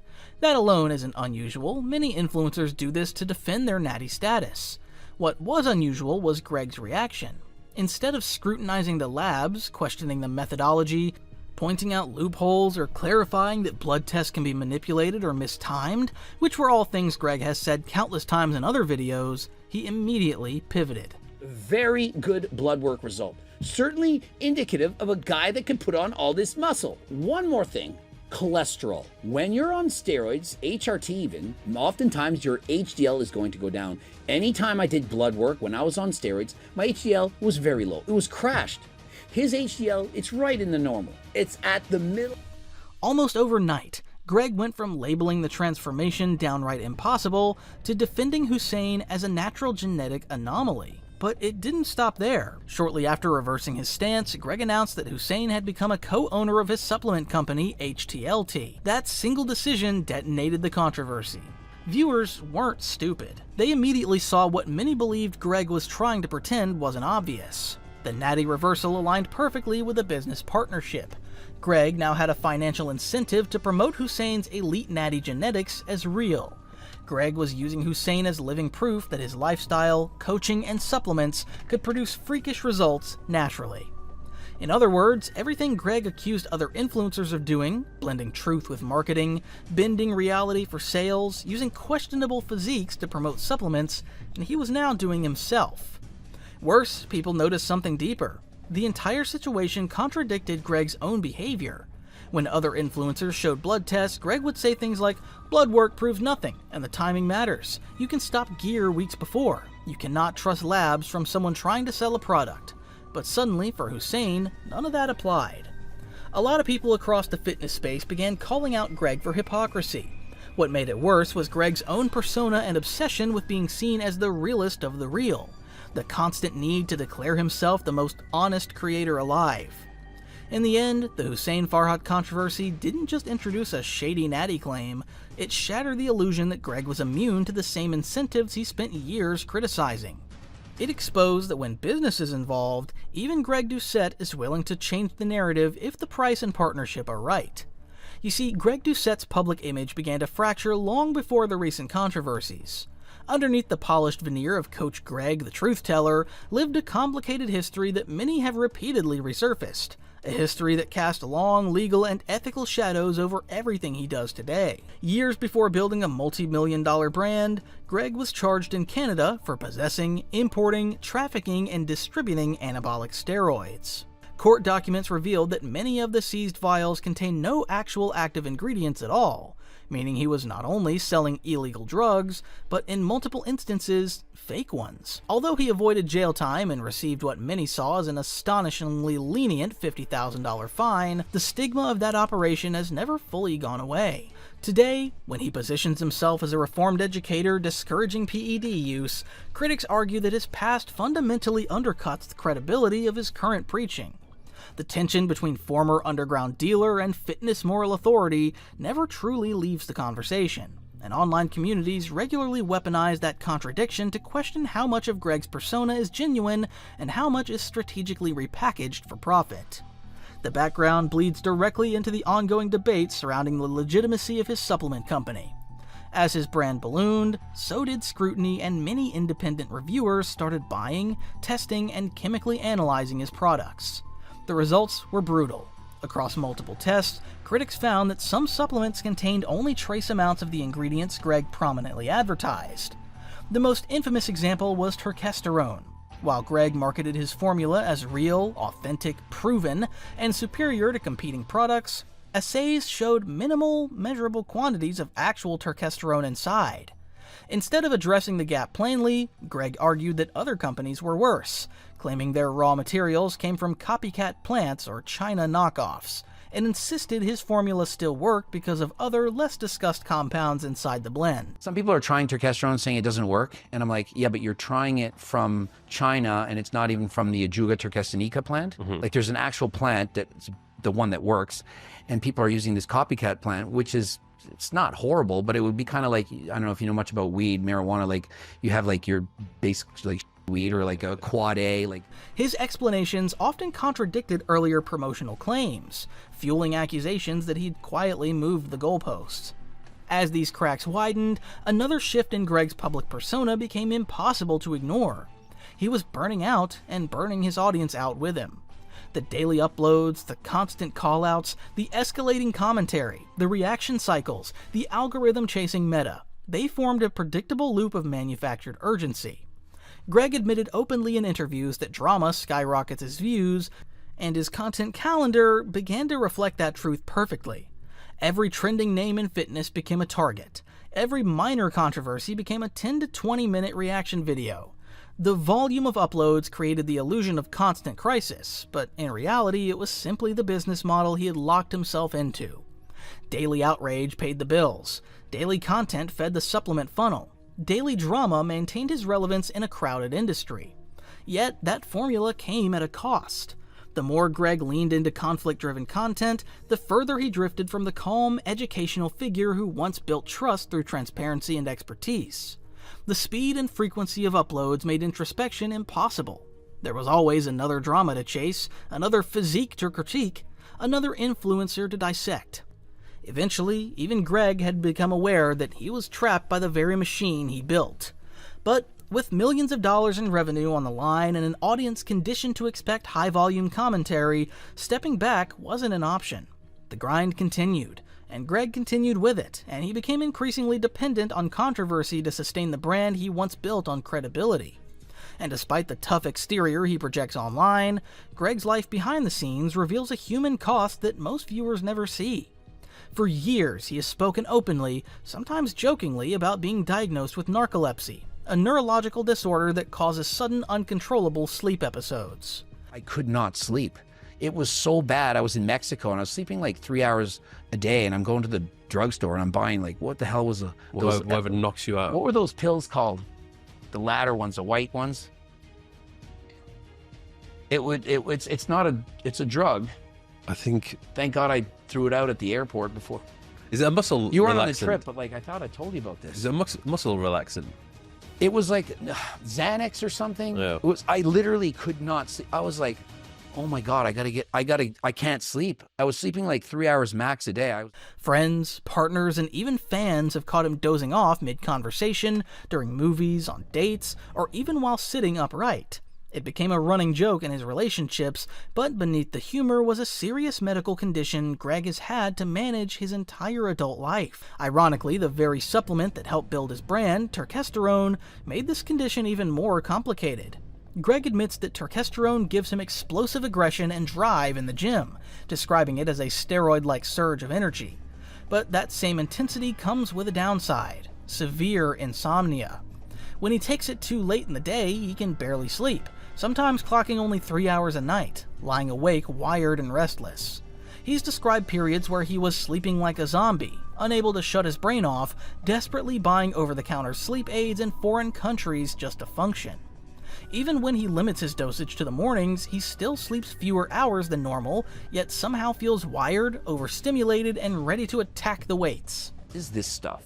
He's like, I normally sleep 8 hours. I'm sleeping like 4 or 5, but I feel like I'm good to go. Yeah. I'm like, slightly concerned about it, but like the studies say that it's safe. Blood work comes back safe. This vulnerability is compounded by his extreme sensitivity to stimulants.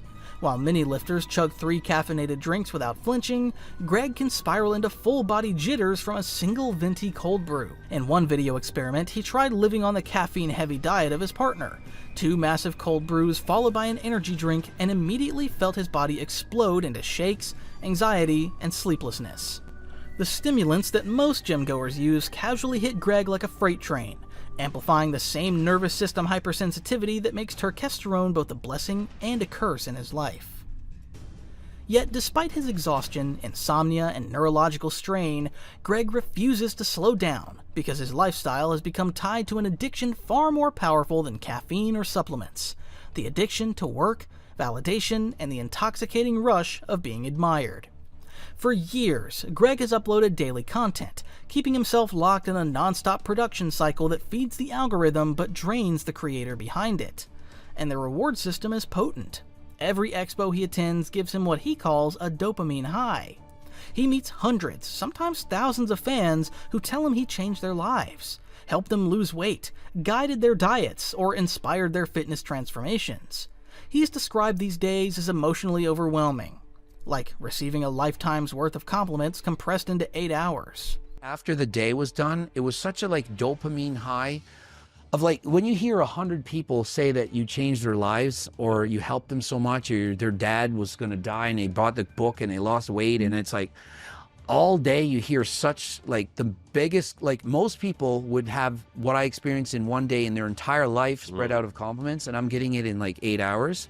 I'm like, how do I ever live that down, that moment? So when I read hate comments online, and I'm like, my bank of compliments is so full that it's spilling over. And so if you make those interactions form what Greg calls his bank of compliments, a reservoir of positive memories so powerful that he uses it as armor against the hate, backlash, and controversy that swarm his comment sections.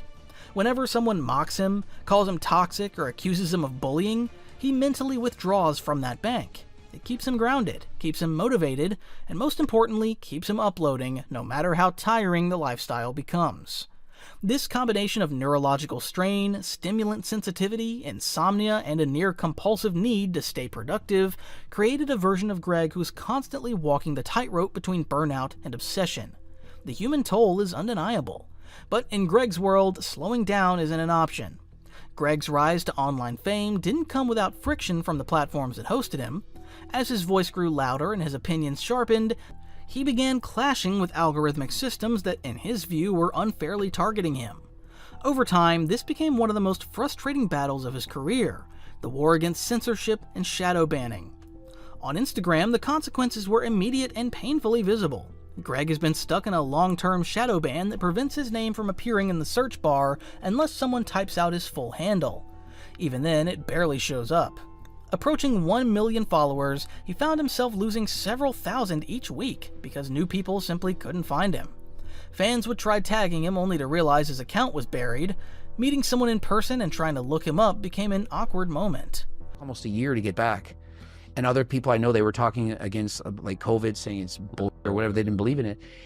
And they take down their videos to get no views, and it's like how can you do that? So to me, it's censorship is so bad. Yeah. And so that happened to me. I was getting 20 to 30 million views a month, and all of a sudden I was at 10. Yeah. And it took a year to come back, and I'm I was quite concerned, my videos weren't doing very well, and eventually it came back. For a creator whose livelihood depends on visibility, this was devastating.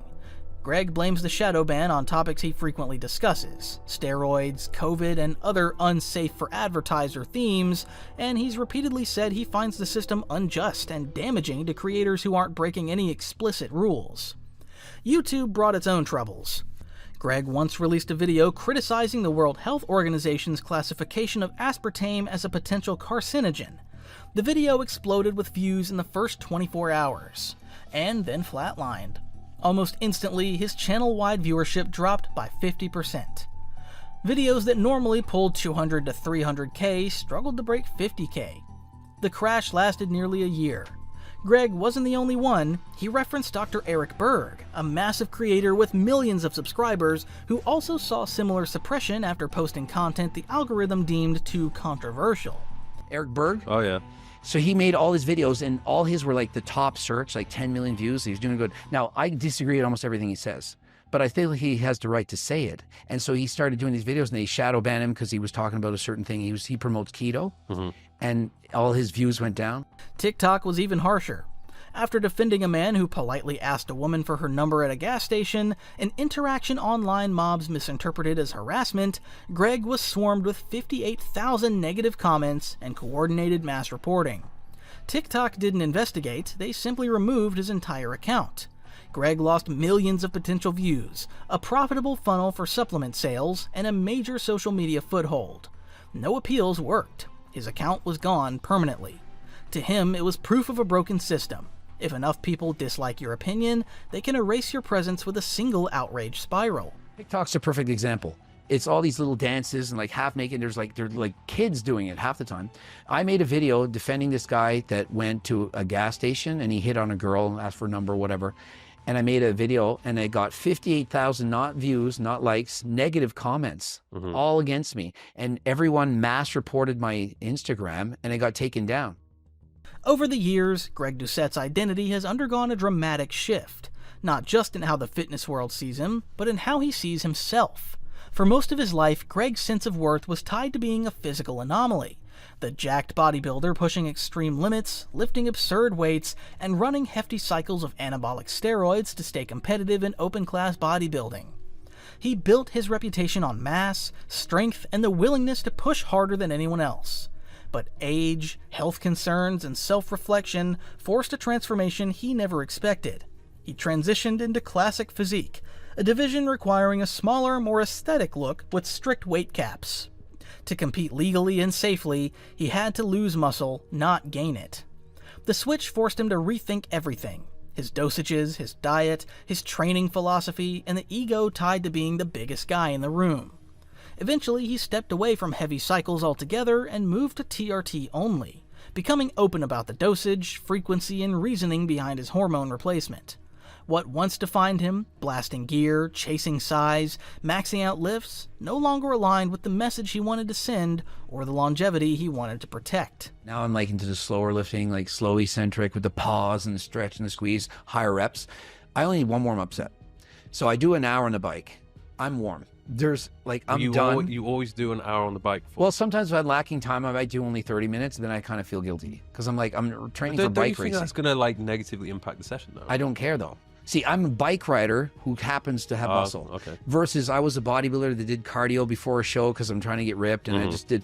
And I was like, I'm 40. Like I said, I got to stop taking gear, you know. And I went from being an open class type bodybuilder, taking as much steroids as I could possibly take, to now I'm in classic. I have to lose 8 to 10 pounds of muscle. So now my cycle is like tiny because if I take any more, I won't make the weight class. Greg often pauses to reflect on how unusual his rise has been. Most fitness stars hit their peak before they can legally rent a car. But Greg became a global name in his 40s, long after most people in his industry have retired or burned out. He appreciates this late-life fame in a way younger creators simply can't. When he looks at figures like Chris Bumstead or Alex Eubank, he sees two young men carrying the weight of enormous expectations long before they've had the chance to figure out who they are. He empathizes with them, but is also thankful he didn't get famous that early. He believes he's far more grounded now, more prepared, more appreciative. As he often says, the fame feels sweeter when you spent decades being a normal person first. This perspective shapes the way he lives. Greg rejects the idea of long-term planning, claiming he genuinely doesn't think about what he'll be doing next month, let alone next year. For him, life is best lived one moment at a time, whether he's traveling, filming a video, doing an expo appearance, or simply sitting at a pool. He insists on being completely present. The future doesn't excite him, the moment does. I'm excited for right now at this moment, so I don't look forward to anything. I'm looking forward to this moment right now and be present in the moment. Like I don't. Yet beneath the drama, the controversies, the explosive personality, and the endless memes, Greg reveals a surprisingly simple philosophy: contentment. He insists he doesn't need anything more than what he has now. He doesn't chase status, awards, or legacy. His life filled with traveling, coaching, riding his bike, running his businesses, interacting with fans is enough. The chaotic highs of expos, the lows of online hate, the censorship battles, the business wins, the failed relationships, the lifelong quirks like narcolepsy, all of it adds up to a flawed, complex, but ultimately self-aware man who's learned to enjoy the very things so many people miss while chasing success: the present. Is there anything you want to do that you've not done yet? Actually, I had this thought the other day, and there isn't anything that I could list, because if it was, I would just do it. Like, why not?